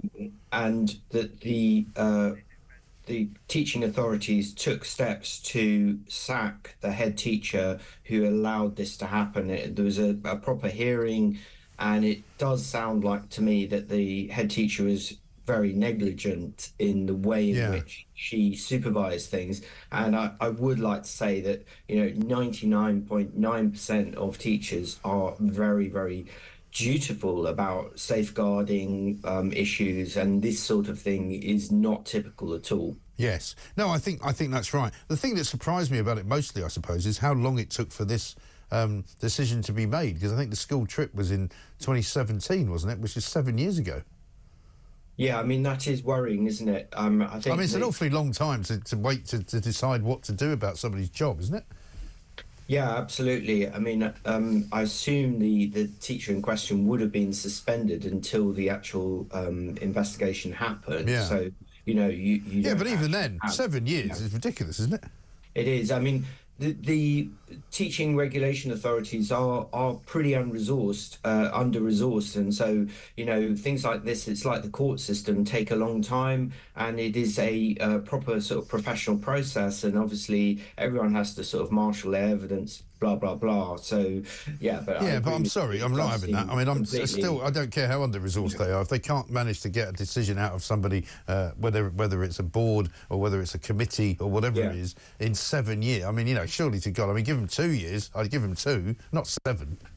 Yeah, no, I totally agree with you, Micah. It does seem, ridiculously long, drawn-out process for everyone involved. Yeah. And I mean, as far as these schools go, are there lots of them in Britain? Are they sort of quite rare? Is it quite hard to get into them? It is relatively hard to get into them. Quite a lot of them, they have to have very high staff-pupil ratios. So, often it's one teacher to one pupil, because you are talking about, highly disturbed students who may be violent in some sort of way, and the mainstream system just can't take them. So there are quite a lot, for example, in London, but dotted across the country. There's various kind of what we call pupil referral units, or alternative provision, to try and cater for these students. I mean, it really is a last resort, because many of these students just, when they go to schools like this, do not obviously achieve very much. No, of course. It's not very wise to take them on holiday to Switzerland, perhaps. No, I mean, these schools do try and experiment with different ways of getting these students engaged with various kind of different activities. So, I mean, the point is that often they're really demotivated, and often come from homes where, they've been really neglected and may have never had a holiday. So it is a shame that, it's not being properly supervised in this case, because often these children actually really do need some sort of holiday, which they may never have had. No, sure. I mean, is there any thoughts on the investigation as to whether they didn't really have enough responsible adults on the trip or something? Definitely. I mean, that's the problem, isn't it? The head teacher didn't have a grip, and it sounds like she was very lax and, encouraging an adult to stay with a student. And, obviously there was sort of sexual encounters happening and, knives being carried, and it was totally unsatisfactory situation. I would say that, I know a lot of these alternative provision PRUs, and they are very, very tightly run, and this is not a typical example of what happens in them. No, well, thank goodness for that. Good to talk to you, Francis. Thank you very much indeed. Francis Gilbert, author and teacher. Susan says this, Mike, why can't the electric gas suppliers put everyone on the best rate? I only have one rate. I changed mine the other day and it saved me £5 a day. Scrap standing charges as well. Well, they're always playing around, aren't they, with that? I'm always being told by Scottish Power, if you sign up to a direct debit, we'll give you a better rate. Well, no, I don't want a direct debit. Just give me a better rate anyway. One from Liz in Leeds. I've had an email from Octopus saying they have dropped my direct debit by £81 per month as I'm in credit. Yeah, but, you'll get another one in about 6 months and they're going to put it back up by £81. Brian says, why didn't that drug dealer have all his assets seized? That's a good question. And this from Kaz, who says, morning, Mike. If Max Headroom Starmer is so concerned about his £22 billion black hole, why is he giving our hard-earned money away? Only black hole is his lying gob. And he's got the audacity to tell us it's a bit choppy in Ukraine, so we're sending millions to keep them warm. Tyrant and thief. I mean, I think that's fair on Keir Starmer. I wonder what he's doing for Christmas. Is he going to be home for Christmas, or is he going to be travelling around the world? Let's get a voice note from Steve. Steve from Barnsley. If we could only bag up some of those from Kia as wasted energy, we could hand those out to the old pensioners to warm up their houses this Christmas. Sounds like an ill sea lion. Yeah, good one, Steve. In fact, maybe we should have another listen to the Starmer stutter. This is from Prime Minister's questions yesterday when he tried to answer a question about something.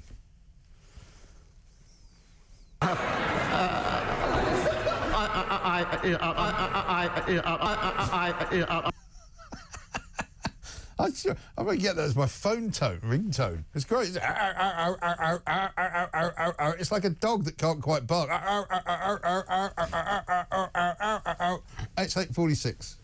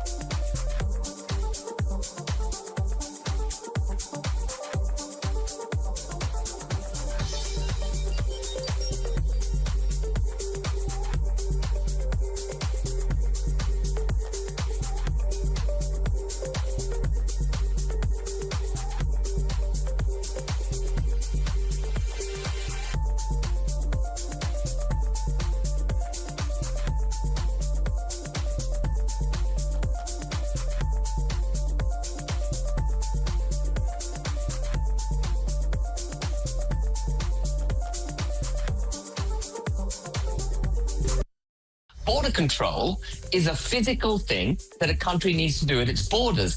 And we're not alone. The United States can't control its borders at the moment. And Europe has actually willfully taken down its borders with the construction of the Schengen zone. And when you take down your borders, you've given up the nation state. No borders, no country, no nation state. the tribe, the British tribe, as it were, if I can call it that, it's an emotive term, but I use it deliberately, the British tribe is under threat. Yeah. And our government is not moving to protect us.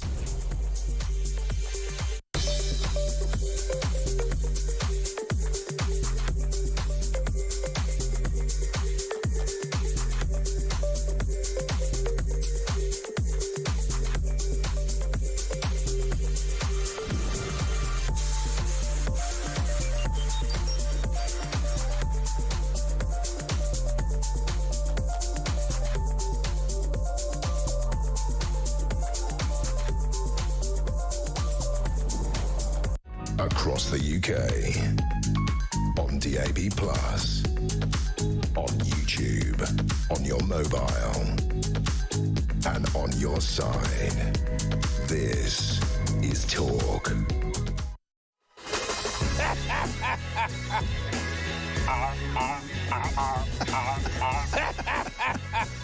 Welcome back to Morning Glory. It's 10 minutes to 9. There's some very, very funny Christmas noises out there, and one of those is Keir Starmer. I wonder if you can guess which one it is. Let's get a voice note from Lisa. It's beginning to fall apart for Starmer. Ali's presents in his sack. Rayner and Wesley on. We all wish that they were gone. And Reeves would take the shirt right off your back. It's beginning to fall apart for Starmer, where the UK was once free. Now certain words are banned in this green and pleasant land by a PM who loves to take the knee. Brilliant. Lisa, thank you so much. What a fantastic audience we have here at Morning Glory. It's absolutely brilliant. One from Jenny in Beaconsfield, who says, the Christmas song about Sir Keir from one of your listeners is brilliant. It is indeed falling apart for Dalek Starmer. At least we can have a laugh due to your brilliant listeners whilst it does. Fabulous show. Happy Christmas. Thank you, Jenny. It is amazing, isn't it? Let's talk about Christmas now, because we've got a man that we're about to speak to who, in fact, has a great idea as to how to make Christmas very, very cheap indeed. He reckons he can do Christmas dinner for 50 quid. His name is Alistair Baker, and he's the penny pincher. Alistair, very good morning to you. Good morning, Mike. How you doing? Very well indeed. Nice to see you. There's a couple of tips, I guess, that you can share with us. An awful lot of what you've done is buy goods and vegetables and all the rest of it, and meat with a yellow sticker on it, meaning it's kind of just about to go out of date, right? Absolutely, 100%. So, I mean, Christmas is a wonderful time of the year unless you're absolutely skim. And that's obviously the problem for so many people these days. Yeah. So you've kind of got to be a little bit, not sneaky, but you've got to be really careful about how you plan Christmas. And if you start planning early enough, you can save an absolute fortune. For example, I've been buying yellow sticker products ready for Christmas since, realistically, since July. Got them, thrown them in the freezer. There they are. So I've got my stuffing, I've got my gravy, I've got my bread sauce, all those sorts of bits and bobs. They're already in there. A couple of years ago, I bought my turkey on Christmas Eve as a yellow sticker for 8 quid, down from 60, and in the freezer. That's amazing. 8 quid instead of 60 quid. That's remarkable, isn't it? Absolutely. It's just been savvy. I mean, I'm lucky to have got a big freezer, but a lot of people couldn't always necessarily do that. Right. But there are still loads and loads of ways that you can, you can save money on your Christmas dinner. I mean, look at the moment. You've got veg wars have just kicked off in the supermarkets as of yesterday. Right. Supermarkets offering 10p veg, 15p veg, which has already been reduced today down to 9p. So you can buy your veg now, parboil it, put it in the freezer, buy loads of it, then you've got enough to keep going, for the next few weeks. Don't they say, though, you're not supposed to keep stuff in the freezer more than like 3 months, otherwise it gets like freezer burn or something? In theory, you can keep things in the freezer for as long as you like, for years. But the longer you leave it, the more they degrade. Absolutely, freezer burn. So the moisture in the thing that you're freezing will come out and it will start to crystallise, which isn't great. But 99% of the things realistically aren't going to be a problem. You haven't got to worry about it. No. So, and also, you've got a bit of a tip about Yorkshire puddings as well, because they're pretty cheap to make, right? And they take up quite a lot of room on the plate. Yeah, exactly. Yeah, I think you make them cheap, and again, you can. I've got Yorkshire puddings in the freezer. I've been making it. You make like a dozen every Sunday for your lunch. Right. Put a few in the freezer every single week. How big's your freezer? Sorry. How big is your freezer? It's pretty big, to be fair. I'm a yellow sticker guy, so I'll always have a big freezer just to make sure I can grab as much as humanly possible. But you make them nice and big ones, stick them on your plate. You don't need as much anything else. People eat with their eyes at Christmas. Yeah. They want to have a really big full plate. It's just, isn't it? And you put a couple of big Yorkshires on there, cheap as chips. It's such an easy way of doing it. So And what about the rest of the Christmas sort of savings that you can do? Because you've got 2 kids there, presumably eyes wide open every single Christmas morning, not just looking at what food you're cooking, but looking at what Santa has brought them. Absolutely. I mean, for me, I think the key is buying throughout the year. I mean, start buying, all the products are going to be starting going down in price. They are now, yeah. But in January, everything's going to be cheap. Just start putting things away now, ready for next year, because it doesn't hit you all at once. If you buy a few little bits and bobs now, it means in December you're not going to have to spend an absolute fortune, buying bits and bobs. So you just trickle it throughout the year and make use of things like, for example, cashback apps. Right. I mean, I use Quidco and Top Cashback, and my favourites like Jam Donut. Well, every single time I go and buy something from the supermarket, I'll buy a gift card for making the purchase, and I get cashback on that. Keep hold of that cashback, keep it in your cashback account for Christmas, and then potentially Christmas is paid for. So it's not actually going to hit your wallet. It's free money. It makes absolute sense. So it's not a shock all at once at the end of the year. That's an interesting one. There's a story in the Telegraph this morning from the Food Standards Agency saying 45% of people are playing what they call buffet roulette by admitting they would likely be leaving food from the fridge out for hours before eating it. I mean, that's a bit of a problem at Christmas as well, isn't it? I'm one of those that likes to go back for a sort of turkey and stuffing sandwich, at about 9 o'clock at night once you've sort of woken up from the coma you were in on the sofa, and you go... And that's fine. Yeah. Yeah. I used to be a chef. I trained as a chef, and so it's drummed into you. Do not leave food out, and you don't. I mean, my wife goes absolutely nuts. She's like, don't need to put it in the fridge yet. It's only been out a couple of hours. It needs to go in the fridge. Yeah. So for me, you got to keep it cold. If it's meats and those sorts of things, just put them in the fridge. If you need them later on, just take them out again. Yeah, absolutely. Yeah, no, I have to put stuff away because otherwise I've got a Labrador and he can't concentrate. If there's any food lying around on the table, he's just walking around hoping it's going to fall off the table. He can just eat it. So you have to put it away because he can't rest if there's anything that's liable to be eaten. In which case, the food agencies used to say that everyone should get dog because obviously then everybody's going to stop giving stuff out. So that's the key. Yeah, absolutely right. And another story here I just want to ask you about. Potatoes apparently have been future-proofed against global warming and made more resilient to heat. Some scientists have come up with this idea in the University of Illinois where they're basically making potatoes much more sort of robust, I suppose you might say. So have you got any special tips for how to make the greatest roast potatoes? Oh, the best roast potatoes, parboil them, give them a little shake, and then put your pan you're going to be baking them in on the hob, and with a little bit of oil in there, and just sort of par-cook them, get them a little bit sort of crispy before you put them into the oven, and then you'll get the perfect roast potato every single time. With what, olive oil? You could use, it's Christmas, you're going to use things like goose fat, but realistically, any oil will work. Olive oil, probably not. You could use it, but it's expensive as a yellow sticker guy or a money-saving expert. For me, it's like, no. The cheap stuff's absolutely fine. You don't have to spend a fortune on olive oil. Right. But yeah, if you've got it, use it. Absolutely. And then what do you do with all the leftovers? Do you carry them on into sort of Boxing Day and the rest of the week? Absolutely, 100%. I mean, I will, if I know, for example, like this year, we've got Christmas dinner at ours and then we're going off all over the country meeting different people. So any leftovers are probably going to get thrown away. But what I'll do is I'll freeze it. So I might, and a lot of stuff if I've already frozen it, I can't refreeze it. But if it's, for example, your roasties or your meat, just stick it into bags, stick it in the freezer, and then you've got it for a later stage. It's absolutely fine. So make a quick soup with it. That's really easy. Again, just bag it up, put it in the freezer, bish bash bosh. Yeah, absolutely right. Well, listen, have a great Christmas, Alistair. Good to talk to you. Thanks very much indeed, Alistair Baker, the penny pincher. First thing you need to do is get a freezer, a decent sized one by the sounds of it. But thank you very much indeed. Christmas is not far away, it has to be said. I've got a bit of breaking news for you. Dominique Pellicot, the ex-husband of Giselle Pellicot, is found guilty of aggravated rape. This was that extraordinary story down in France that we've been following over the course of the last few weeks. He's also been found guilty of the attempted aggravated rape of the wife of one of the co-accused and taking indecent images of his daughter and his daughters-in-law.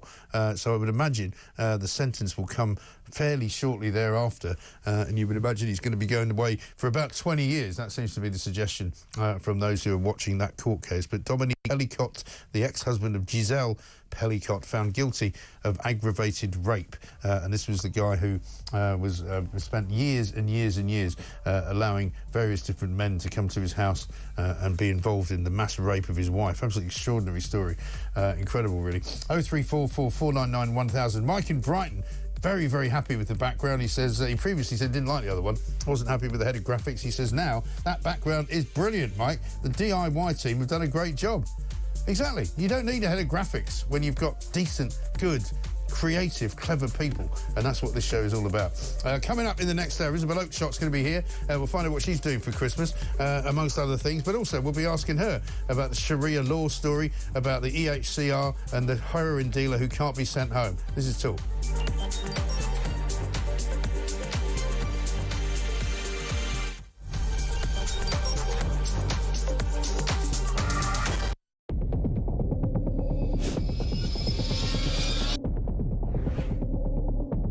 I spoke with His Majesty the King to request the dissolution of Parliament, and we will have a general election on the 4th of July. I have just returned from Buckingham Palace to form the next government of this great nation.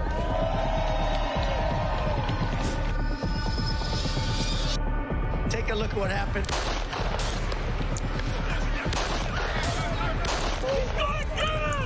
I immediately knew it was very serious, that we were under attack.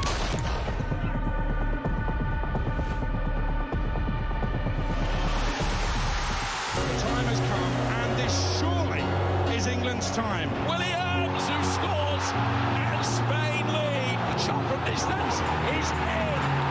It is Cole Palmer. Low ball in or far ball, slides it in. An absolute killer of a goal.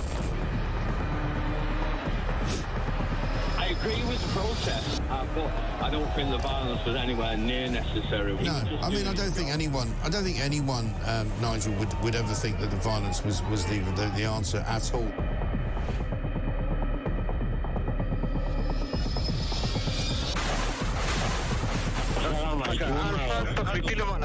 אזרחי ישראל, אנחנו במלחמה.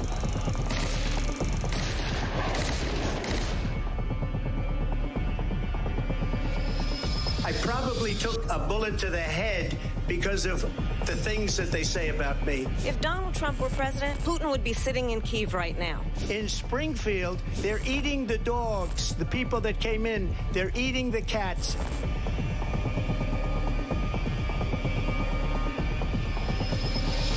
Liberal left couldn't understand that this man could be anything other than the great newsreader, a man of integrity. Is it possible in any way, shape or form that Keir Starmer didn't know about these facts about the suspect in Southport? I find it extraordinary that he wouldn't know. It seems that the public has not been told the truth. No. There's nothing like an American election, I have to say. North Dakota has gone red, South Dakota's red, Texas is red. Many people have told me that God spared my life for a reason. Bloomberg UK reporting Ukraine has made the first long-range missile strike inside of Russia. Across the UK, on DAB+, on YouTube, on your mobile, and on your side. This is Talk.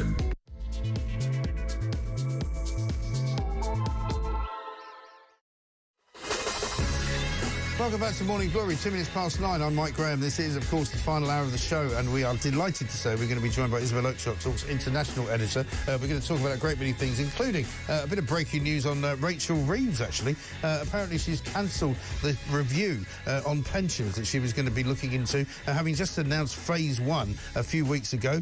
She's now basically said that she's going to cancel the second part of the two-stage review indefinitely, which is going to cost millions and millions of people millions and millions of pounds worse off in retirement, according to experts. We'll explore that one in a little bit. Is there anything that these people can get right? Keir Starmer, of course, yesterday in the Houses of Parliament trying to answer questions, couldn't answer many questions, doesn't really know what's going on, has only been here for 2 days this week so far. I wonder where he's going for Christmas. Who can say? Meanwhile, we've got household water bills in England and Wales increasing by an average of 36% off what apparently can't seem to control the green of these water water companies who don't do their jobs very well. We'll also be talking about a Turkish crime boss, one of the biggest heroin dealers in Britain, who's just come out of prison and can't be sent back to Turkey because apparently it would impinge on his family rights and his human rights. So he's going to be able to stay here with his family, even though he's visited Turkey 8 times since he's been living here. He claims it's too dangerous for him to go and live in, and he needs to have family time with his wife, who he's already cheated on several times. Also, how has the UK become the Western capital for Sharia courts? That's what we're being told by an investigation in the Times this morning. Absolutely incredible stuff. Let's get a voice note from Tony. He's full of festive cheer. My blood is boiling. I've had absolutely enough now of this government. Who voted this government, this socialist Green Party, what we've got in power at the moment? Nobody voted for this. They're dragging this country down this rabbit hole of this radicalisation of climate change, and you know that we're all doomed in the next 5 or 6 years. And we all know that the UK contributes less than 1% of all the carbon in the world. It is absolutely extraordinary. Not quite as full as festive cheer as I thought you would be, but anyway, we've got a festive background. We finally got one because we didn't take any notice of the first one that we got from the head of graphics. Never mind. Alan in Merseyside says, Mike, I don't think you've mentioned the waspy women yet. Why not? Well, because we did the whole show on them yesterday, Alan, and the story hasn't really moved on. But it's another thorn in the side of people who may have voted for the Labour Party because they were hoping they would do what they said they were going to do, which, of course, they don't do. 0344 499 1000. This is Morning Glory. Let's get it on.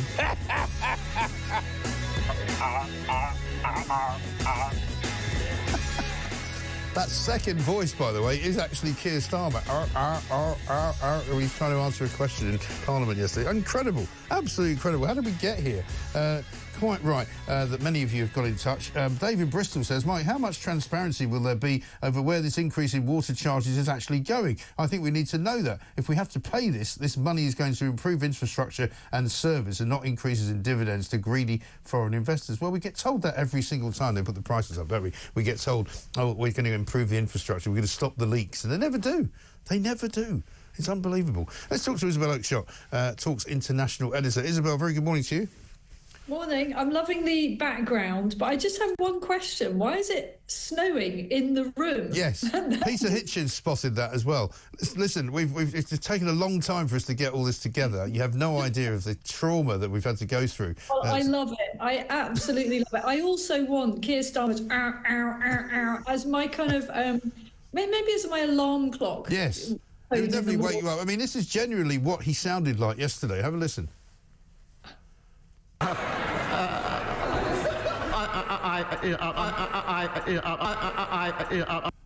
mean, has there ever been a less functioning, grown-up politician in the world than this man? He's incredibly awful, isn't he? You know that there's only one solution over this festive season, and that is to have a few drinks, in brackets, drink responsibly, and try to laugh about the state of things, because it is so breathtakingly awful. Yes. If we don't go down that route of having some extra sausage rolls and Yule log and whatever, we're all going to be in a state of utter despair. I know. So I'm trying to be in a good mood and find some of it funny. But, I mean, the list of things that we've got to talk about today, it's just enough to make you despair. It really is. I'm not sure where we start, really, because, I mean, let's pass on the water bills and stuff. Shall we start with the Turkish sort of, heroin boss who can't go back to Turkey, even though he's been there 8 times on holiday, because it might be dangerous for him? Let's do that. But I do want to have one other comment, which is about this ski trip, because I heard the interview that you did earlier with the teacher.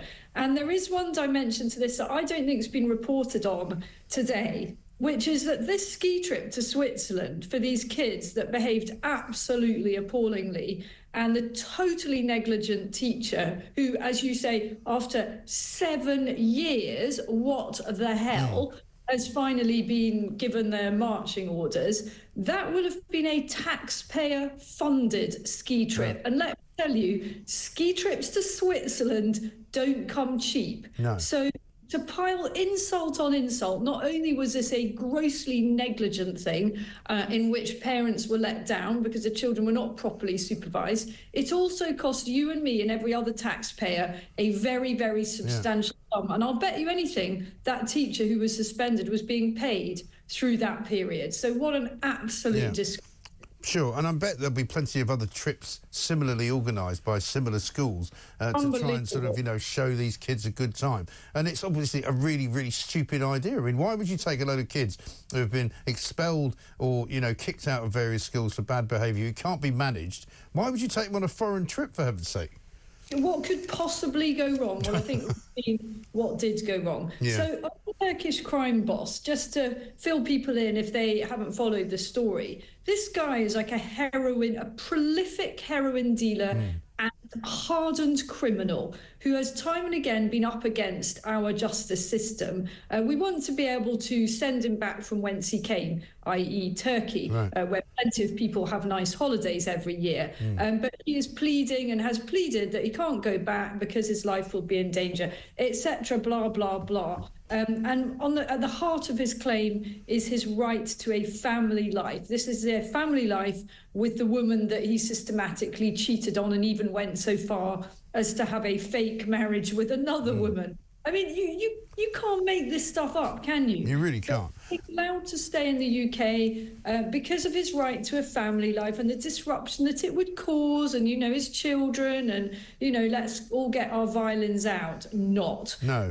It is to do with the UN Refugee Council and, you guessed it, the ECHR, the European Convention on Human Rights, which, for reasons best known to the last government, we are still part of. Well, it's perfectly possible for an incoming government that is serious about getting a grip of the sorry state of this country to announce on day one that they are beginning the process of leaving both of those organisations, and that's what I think we need to do. Exactly right. I also think we need to look at the immigration judges. I mean, they're referred to in this piece in the Telegraph as backing his claim. Now, this is a guy, as you say, who's repeatedly cheated on his wife. They call him, apparently his lawyers say, he's a reformed character. He's actually got a Turkish passport. He actually went back to Turkey to apply for a Turkish passport and got it. So the idea that he's somehow concerned about his safety in his own country is clearly nonsensical.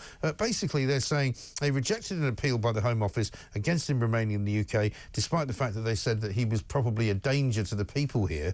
And, you know, it seems to me that immigration judges need to be, I think, much better supervised. And I know that people will sort of shiver slightly when I say that, but I wonder if there's something we can do with these judges where we have some kind of league table that they operate under, so that, you know, if they continue to refuse the Home Office's request to deport people, that they get removed. If they just keep doing it, what's the point of having them there?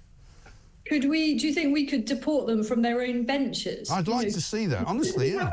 Could we have a recall petition system, you know, like you have for MPs? Yeah. You know, might there be a system whereby there are some consequences? Because it does honestly appear as if judges are, in a sense, above, if not the letter of the law, they're above the... they don't seem to have much accountability, no. I think that's what I'm saying. And the discretion that they're allowed to exercise over the kind of punishments that are meted out is something that's concerned me for a while, because it leads to such manifest injustice. You know, when you've got one person who's sentenced to literally years in prison for some minor infringement during the so-called riots by far-right thugs in the summer, and then you've got paedophiles and other absolutely horrific characters who have caused actual, literal, provable, demonstrable harm to children who are not given any custodial sentence. So I think, in a sense, judges have too much leeway. They are far too political, and you know, it's a dangerous area. You know, we don't want to go down a system of kind of, you know, the politicisation from the government of judges. but at the same time, it feels as if there should be an element of accountability, doesn't it? It does, because we're always told that, oh, well, so-and-so couldn't be deported because his custodial sentence was not long enough to guarantee that his deportation would happen when he comes out. This guy went to prison for 16 years. He was thought to, at one time, supply 90% of Britain's heroin. So he's a massive, massive drug dealer. You know, this is not in any way to diminish other people's crimes or anything like that. But he's an absolute cut-and-dried case, it seems to me, for deportation. And the fact that he hasn't been able to be sent out of the country is staggering, really. It's a complete and utter joke, and I wonder how many other countries would be tying themselves in knots over this kind of thing. Just get them on a plane, deport them, and take whatever the consequences are. And if they can't, you just keep putting them on a plane. And by the way, I bet he's made some quite tasty proceeds of crime there. Let's use his proceeds of crime for the public good. And I do not give a monkeys if he's a reformed character. There's plenty of characters in this country that didn't need to be reformed. So let's just get rid of him. I don't care about his family life. He is a drug dealer. Exactly. Criminal, and he's a liar, and he is a bad... I mean, you know, perhaps if he was concerned about his safety and the safety of his family, he shouldn't have become the kind of, you know, Turkish version of Scarface. You know, then maybe he might have had a reason to expect to have a decent life. But, you know, he's a bad guy. Get rid of him. Yeah, no more debate Simple. required. Yeah, exactly. Let's talk about Sharia law, because this was a bit of a shocker this morning when I picked up the Times to find that about 100,000 Islamic marriages apparently are believed to have taken place in this country, many of which are not officially registered with the civil authorities. I find this absolutely incredible. Talk about two-tier justice. We've now got, you know, two-tier religious courts. Yeah, I mean, this has been going on for ages, and it's always been a scandal, in my view. You can't have parallel justice systems for different religions. You know, either you are signed up to our country's system, or you're not. And if you're not signed up to it, well, then don't live here. Sorry. You know, I just don't recognise this as should be a thing at all. I don't really know very much about what goes on in these Sharia courts. You know, the marriages is one thing, but I think that there are other dimensions to this about, you know, more in terms of the kind of retribution and the criminal side of things. And I think quite literally a veil of secrecy is drawn over this. And often through these courts, I think that they likely disadvantage women in a way that our own system doesn't. Yes. Whatever the detail of it, in a sense, doesn't really matter. The principle is, do you have in your country a whole load of different legal systems? And is that any kind of way to operate a country with a shared identity and shared set of values? Quite obviously, it isn't. You know, if you can have a Sharia court, then, as one of our callers said earlier, you know, think I'm just going to have, you know, Mike Graham's law. Let's have Isabel Oakeshott's courts. And I tell you, Mike would be ones you wouldn't mess with. So we just need to have one system. This is at the heart of what has gone so wrong in our country, is that we've lost our sense of identity. Who are we? And what are our rules? You don't get to make up your own set of rules if you live here, except unfortunately at this point you do. Exactly right. I mean, one of the things that really staggered me was the investigation discovered that polygamy is so normalised apparently now in this country that there's an app that you can get for Muslims in England and Wales to create Islamic wills, and you've got a nice little handy drop-down menu to count how many wives you've got. 1 to 4 apparently is the preferred number. I don't know if it goes +4 or +5 or whatever it is. But, I mean, you just think to yourself, what's happened to Britain? I'm sorry. So you've left me staggered by that one. I wasn't aware of the polygamy dimension, and I'm sure there's loads of other things we're not aware of. Well, what's happened to us is that we've been far too accommodating. That's what happened. And unfortunately, with the best, for reasons that were good reasons, we are trying to be tolerant. We are trying to be, perish the thought, inclusive. The result has been disastrous, because a country cannot hold together if it doesn't have a set of shared values and a clear identity. And other countries do this so much better. They're very clear about who they are, where they're going, and what works and what is allowed in their country and what isn't. And that is what leads to a high-functioning society with high levels of patriotism, actually. Whereas in this country, it's somehow considered a source of shame to fly the Union Jack. The British flag is seen as some kind of embarrassment. And we allow people to parade the streets with a bunch of flags which have nothing to do with our country or our values. And we should just never tolerate this stuff. You know, it isn't good for people overall to be overly tolerant. No, it really isn't, because it leads to actually encouraging people to be tolerant about intolerant people who then become so intolerant that they take over the intolerant business of tolerance. And so we all get very confused. Let me finish up with transgender women and single-sex spaces, because Keir Starmer once again appears to have flip-flopped on a policy that he said he would absolutely stand by. He said it was very important to protect female-only spaces when he had a debate with Rishi Sunak during the election campaign. It looks like now Labour's going to go back on that, and they're going to allow certain transgender women into certain female-only spaces. Right, brilliant. Yeah. Well, as a woman, I don't want to see trans people in my spaces. Yeah. And I don't think that this is that complicated. I think the trans lobby has been incredibly effective and incredibly shrill on this stuff, but they seem to expect the vast majority of not trans people to accommodate them. And I just don't feel that that is equitable. I think it raises safety issues. We know it does. And the whole thing has just gone way, way too far. But I'm not surprised that this Labour government is pandering to it, because that's what they do, isn't it? I know. It is absolutely incredible. That's the other story this morning about Rachel Reeves. She's gone back on a plan to review the pensions business, which she said that she was going to do just a few weeks ago. And she's now put a halt to the review that she wants to do. And apparently we're now being told by pensions experts that this is going to cost millions and millions of people millions and millions of pounds, because their retirement is going to make it, their retirement when they get to it is going to make them more worse off than they thought they were going to be. Well, with each week that goes by, this Labour government manages to alienate and infuriate a different group of people. Yeah, it's quite a talent, isn't it?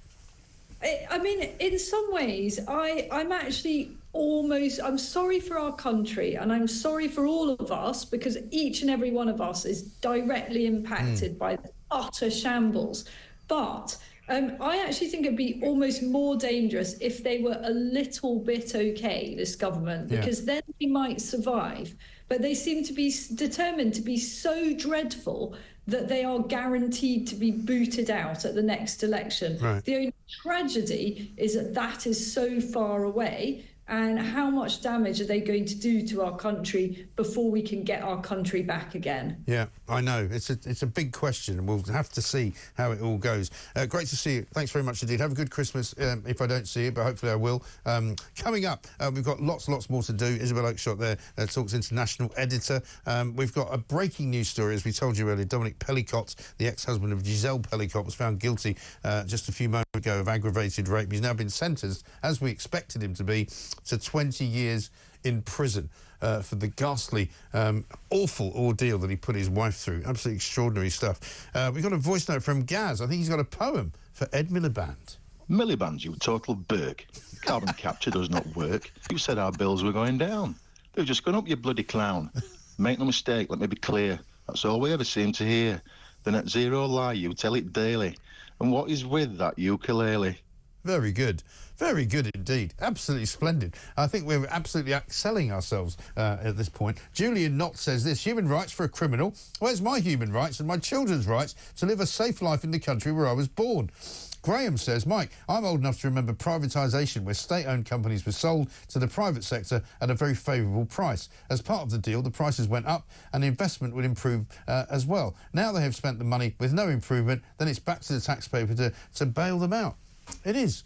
Sarah in Sussex, a bit unkindly, says, Mike, the background's still a bit naff, but a great show.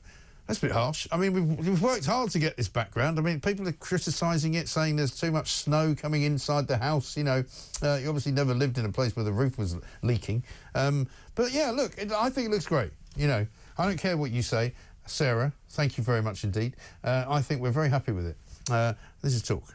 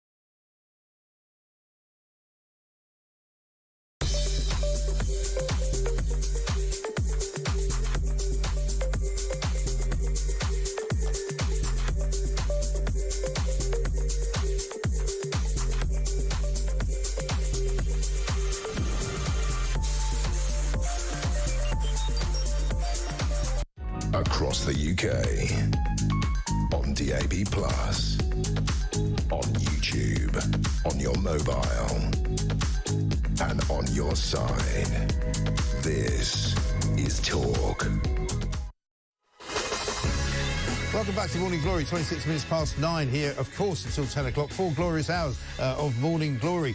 Paul says, morning, Mike, great show. I can't stop laughing at that clip of Keith Starmer stuttering. Sounds like someone trying to start a long-defunct moped. So we haven't listened to it.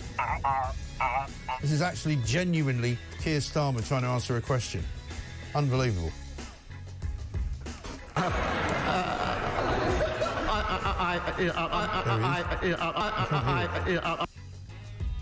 Can we hear it? All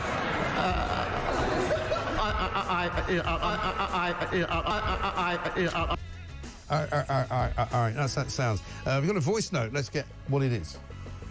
Hi, Mike. The graphics you have behind you are, in fact, a live feed through to a pensioner's living room up and down the UK. Clive Kidderminster.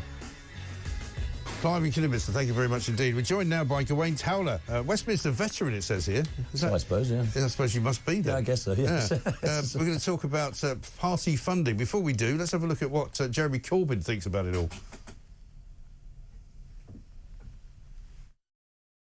Musk pouring those sums of money into our politics over the next 4 years is, to me, quite frightening. Why? wealthy people owning politics is very, very dangerous, because But at that's the not end... new to this country, is it? Isn't it time to end it?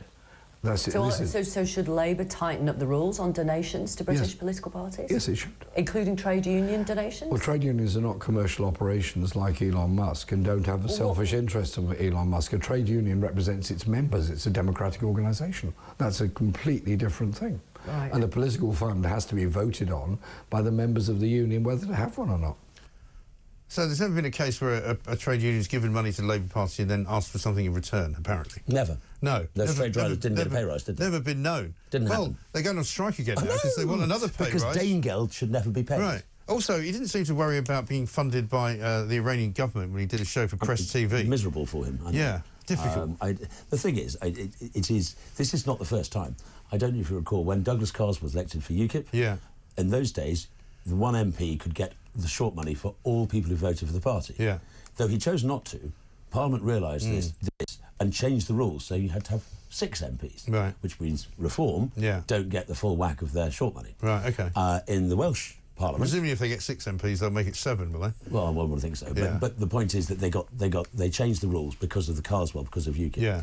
And then in the Welsh Assembly, they changed the rules about residence. You have to live in Wales to stand for the Welsh Parliament, right. because Neil Hamilton lived in Wiltshire. Right. So this would be the 3rd time they changed the rules to stop Farage and his people to get the same level playing field as everybody else. And as far as the rules are now, people have said that, well, don't worry that Elon Musk is an American citizen. Don't worry that he's, his company's American. He's got a British arm of the company. Yep. The Guardian's talking about it this morning and saying, basically, some of the watchdogs are suggesting you shouldn't be able to donate more than your profits from the company in which the country is that you operate. Which they're basically saying something like 8 million, I think, is the profit that X has apparently made, a pre-tax profit of 8.5 million in 2022 on turnover of 205 million. So they shouldn't be able to give more than that as an amount. But it sounds to me like they're just trying to stop They're just trying Elon to Musk find ways of countering what I call the tribe. Yes. Farage is the people who support parties led by Nigel Farage. Yeah. They're just trying to find ways,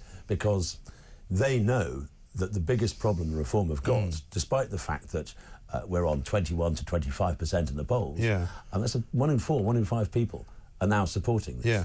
They know that what they don't have is history, and therefore the building up of bank accounts, the building up of data, the building up of the ability to actually campaign on the ground. Yeah. They know we've got a brilliant air war. Yeah. We're superb at that, and Farage is the greatest political showman that exists today. Yeah, bar none.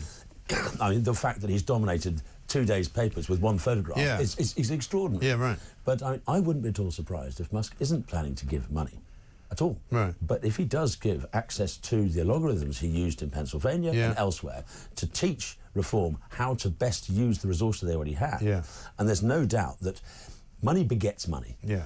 And there is a sort of fiscal gravity. Well, Nick Candy's on board now as well, so he's got a lot of mates who have got a lot of money, right? Yeah, and people like to give to things that they know work. Yeah. So that sort of fiscal gravity is happening anyhow. Lee Anderson was saying yesterday that somebody had approached him with a suggested seven-figure donation. Right. That's not Elon Musk. Yeah. That's a UK citizen. Right. So if you see...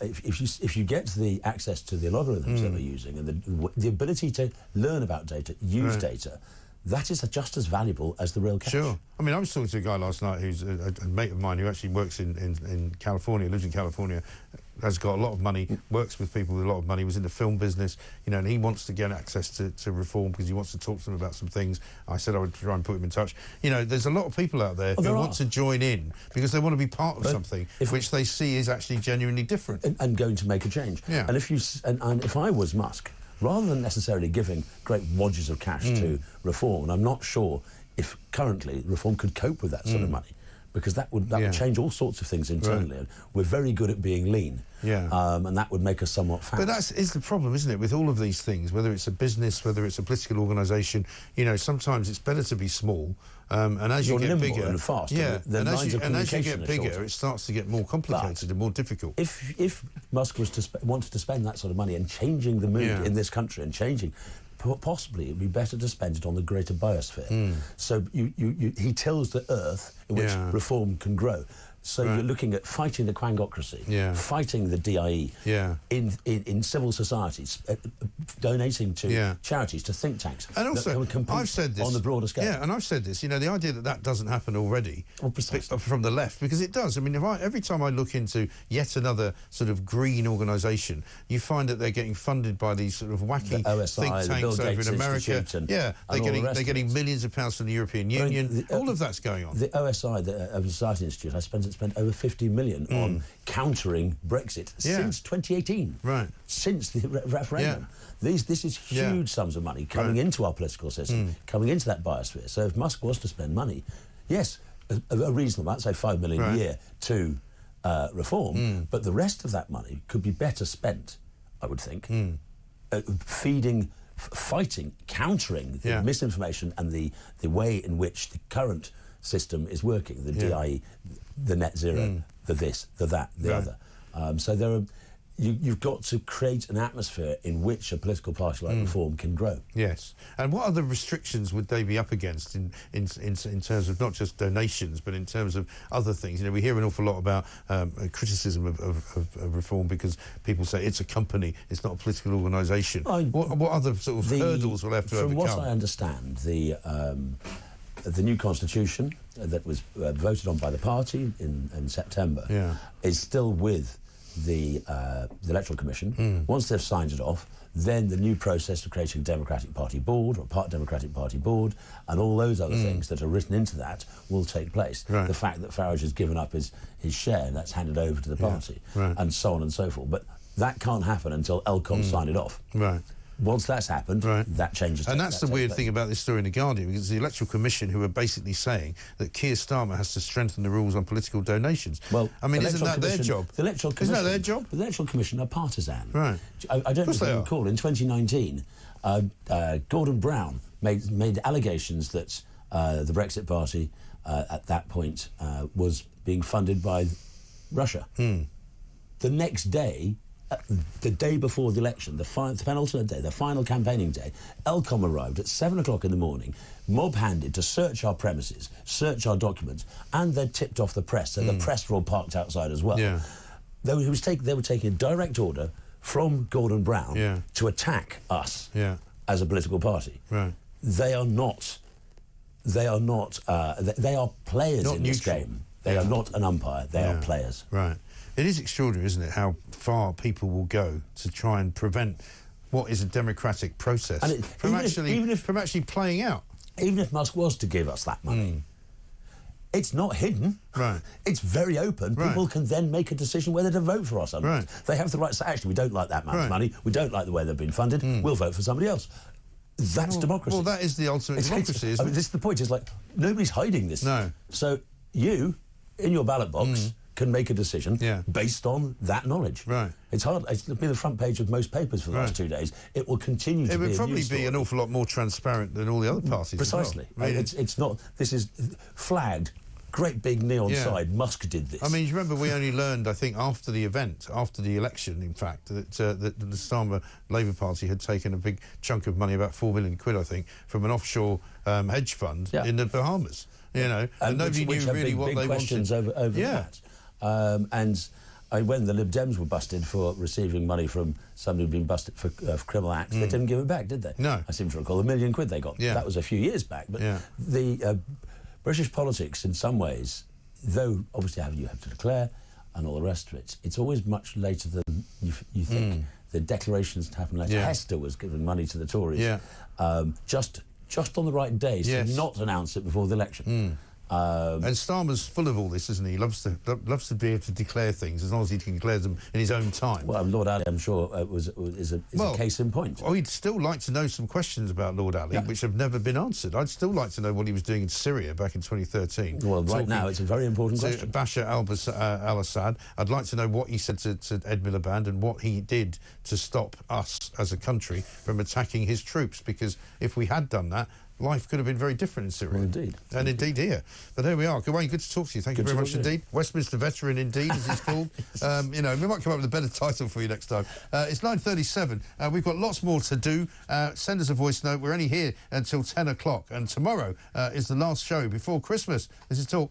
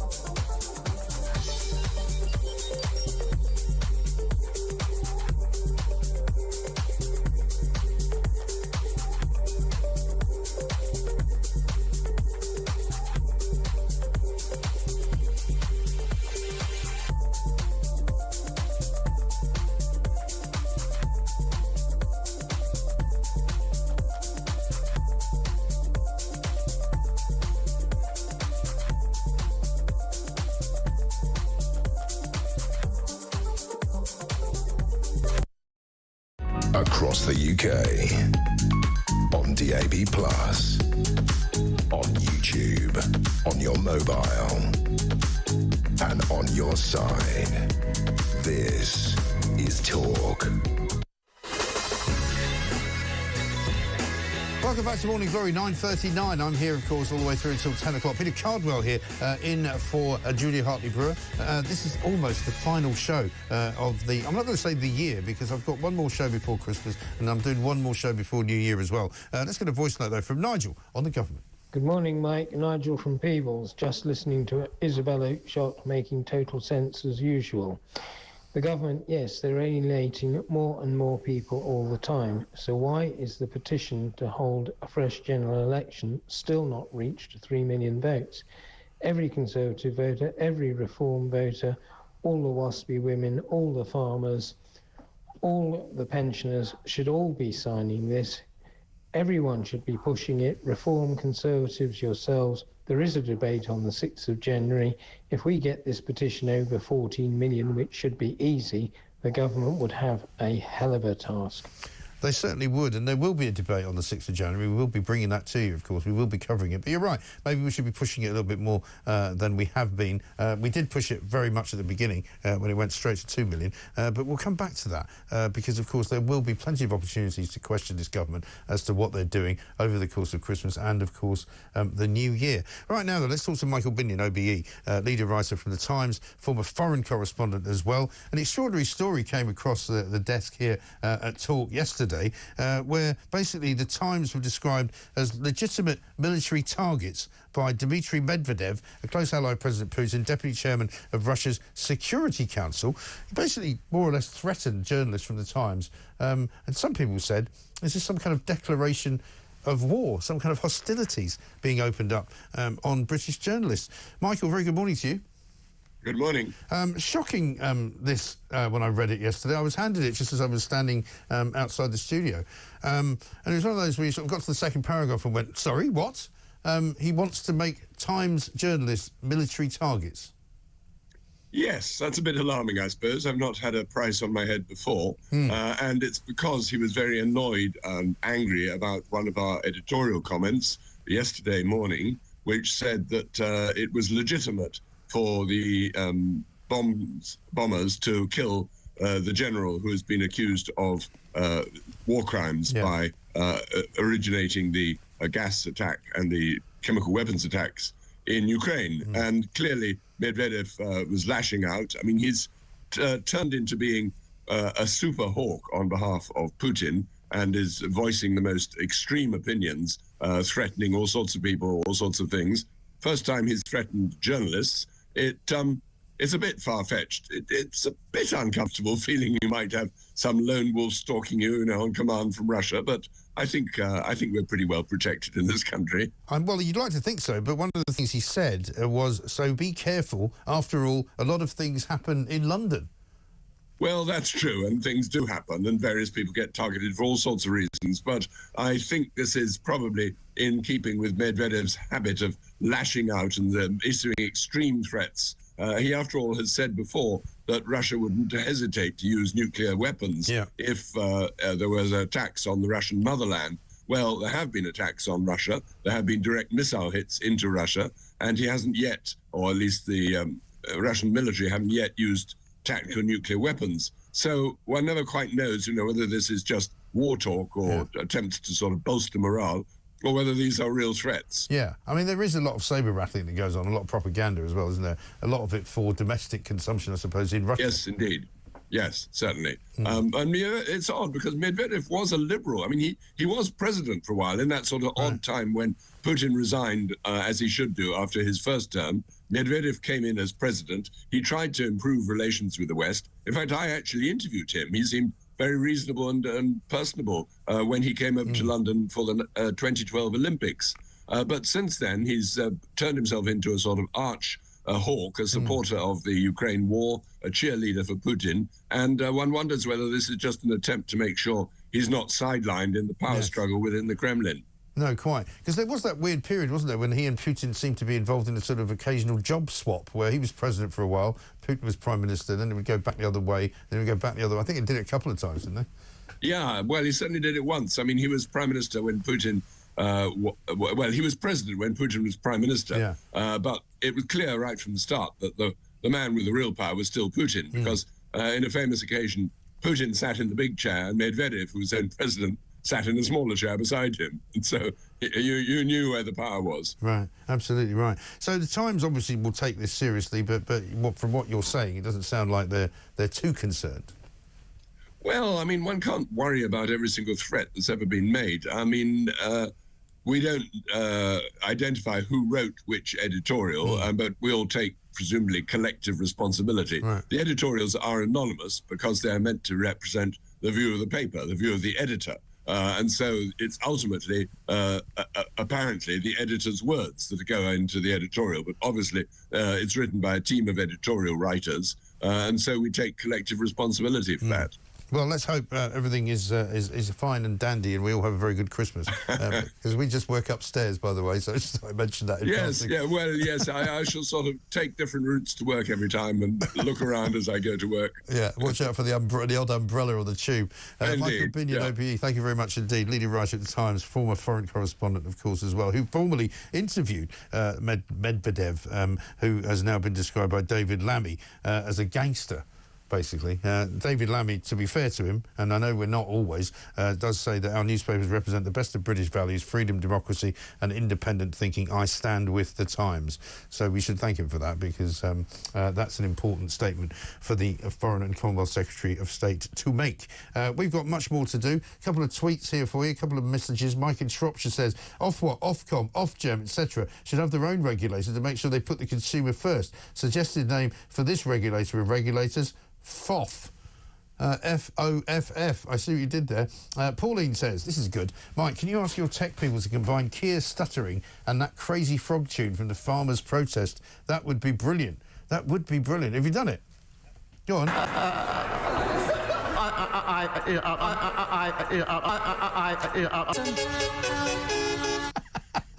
That's too good.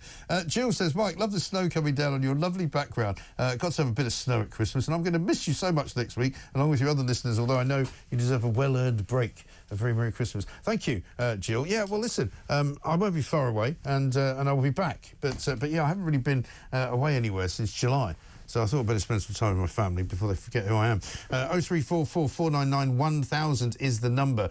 We've got some more Christmas songs for you coming up very shortly. Some more mirth about Keir Starmer. And maybe we'll take a couple of calls as well. 0344 499 1000. This is Talk.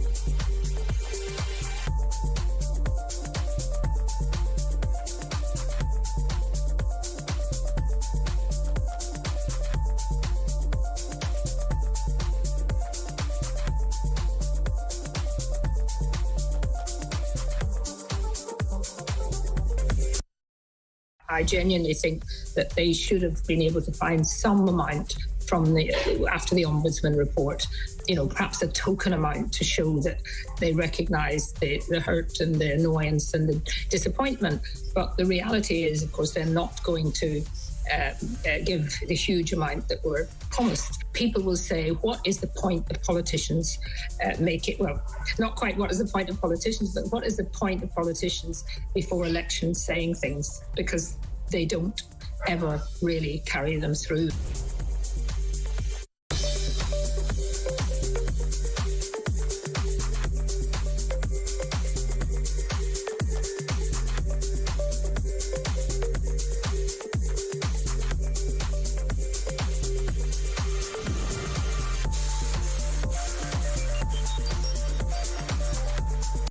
Across the UK, on DAB+, on YouTube, on your mobile, and on your side. This is Talk. Welcome back to Morning Glory. It's 9:51 very nearly. Peter Cardwell will be here taking over at 10 o'clock in for Julie Hartley-Brewer. How about this from Jules in Bristol? Morning, Mike. Is there any chance you can compile all your Christmas jingles sent in by the brilliant viewers into something that can be downloaded? Perhaps you could raise money in the same way as the anti-Starmer #1 for charity. I love the show and the background. Yeah, well, that anti-Starmer #1 for charity, by the way, the BBC are threatening not to play it. They say, oh, no, we haven't banned it. We don't ban songs, but they're not playing it. Why are they not playing it?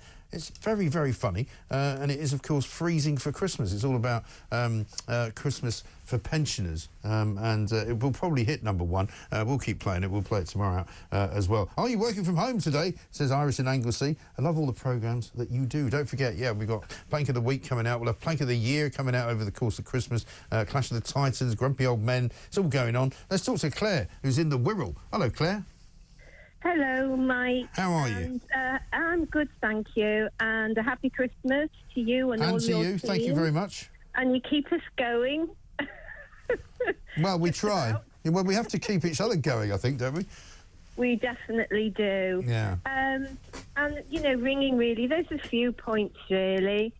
I feel, how are we going to get rid of this lot, Mike?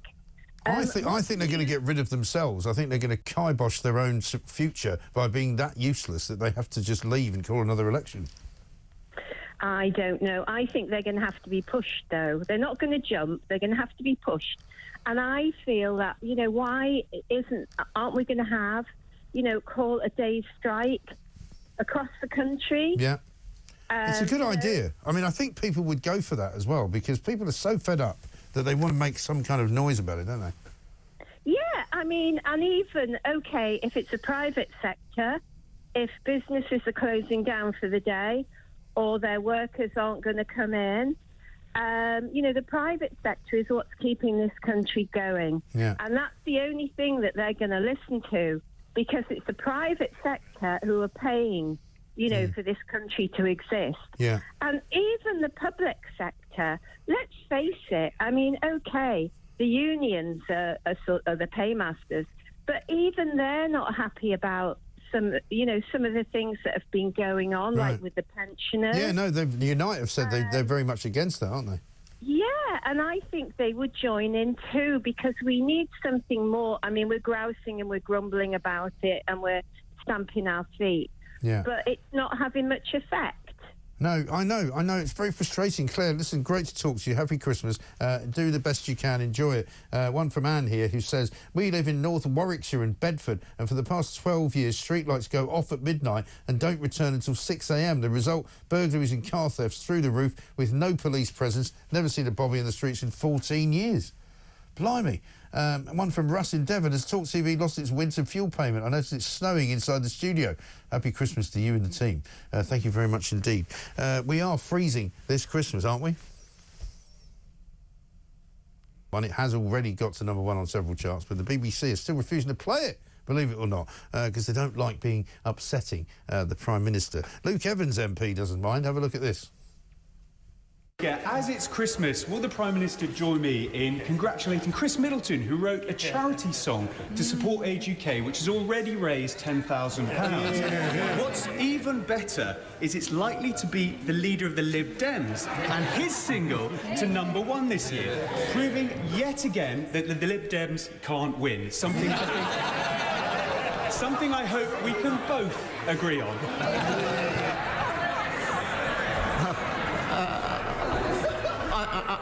I'm not going to adjudicate between the contending singles for the top of the charts, but I will end, Mr. Speaker, this is the last question, I think, by just repeating a happy Christmas and a peaceful New Year to everyone across the House.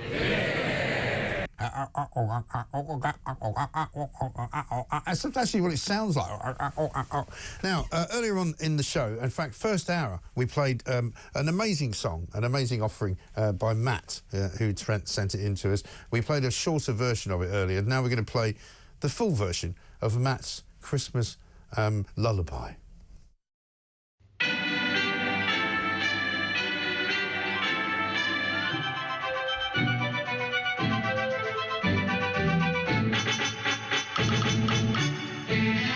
It's beginning to fall apart for Starmer. Everywhere you stroll, take a look in at #10. It's chaos once again, as they're sucked in through their imaginary black hole. We were left a £22 billion black hole. For Starmer, the toolmaker's son who's such a bore. And the most likely thing you'll see is the policeman that will be at your own front door. Because a post or a tweet that didn't quite meet the agenda of Starmer and Reeves put you on the Green Mile without a fair trial to replace all the murderers and thieves. And the boats in Calais can hardly wait for summer to start again. The return of the sausages, the hostages. It's beginning to fall apart for Starmer. The pensioners are getting cold, but there's a tree outside #10. 5, 4, 3, 2, 1, it works! Switched on in a moment to behold. It's beginning to fall apart for Starmer, but soon they'll smash the gangs. And the thing that'll drive them on is priority #1. Women's right for all the trans. We were left a £22 billion black hole.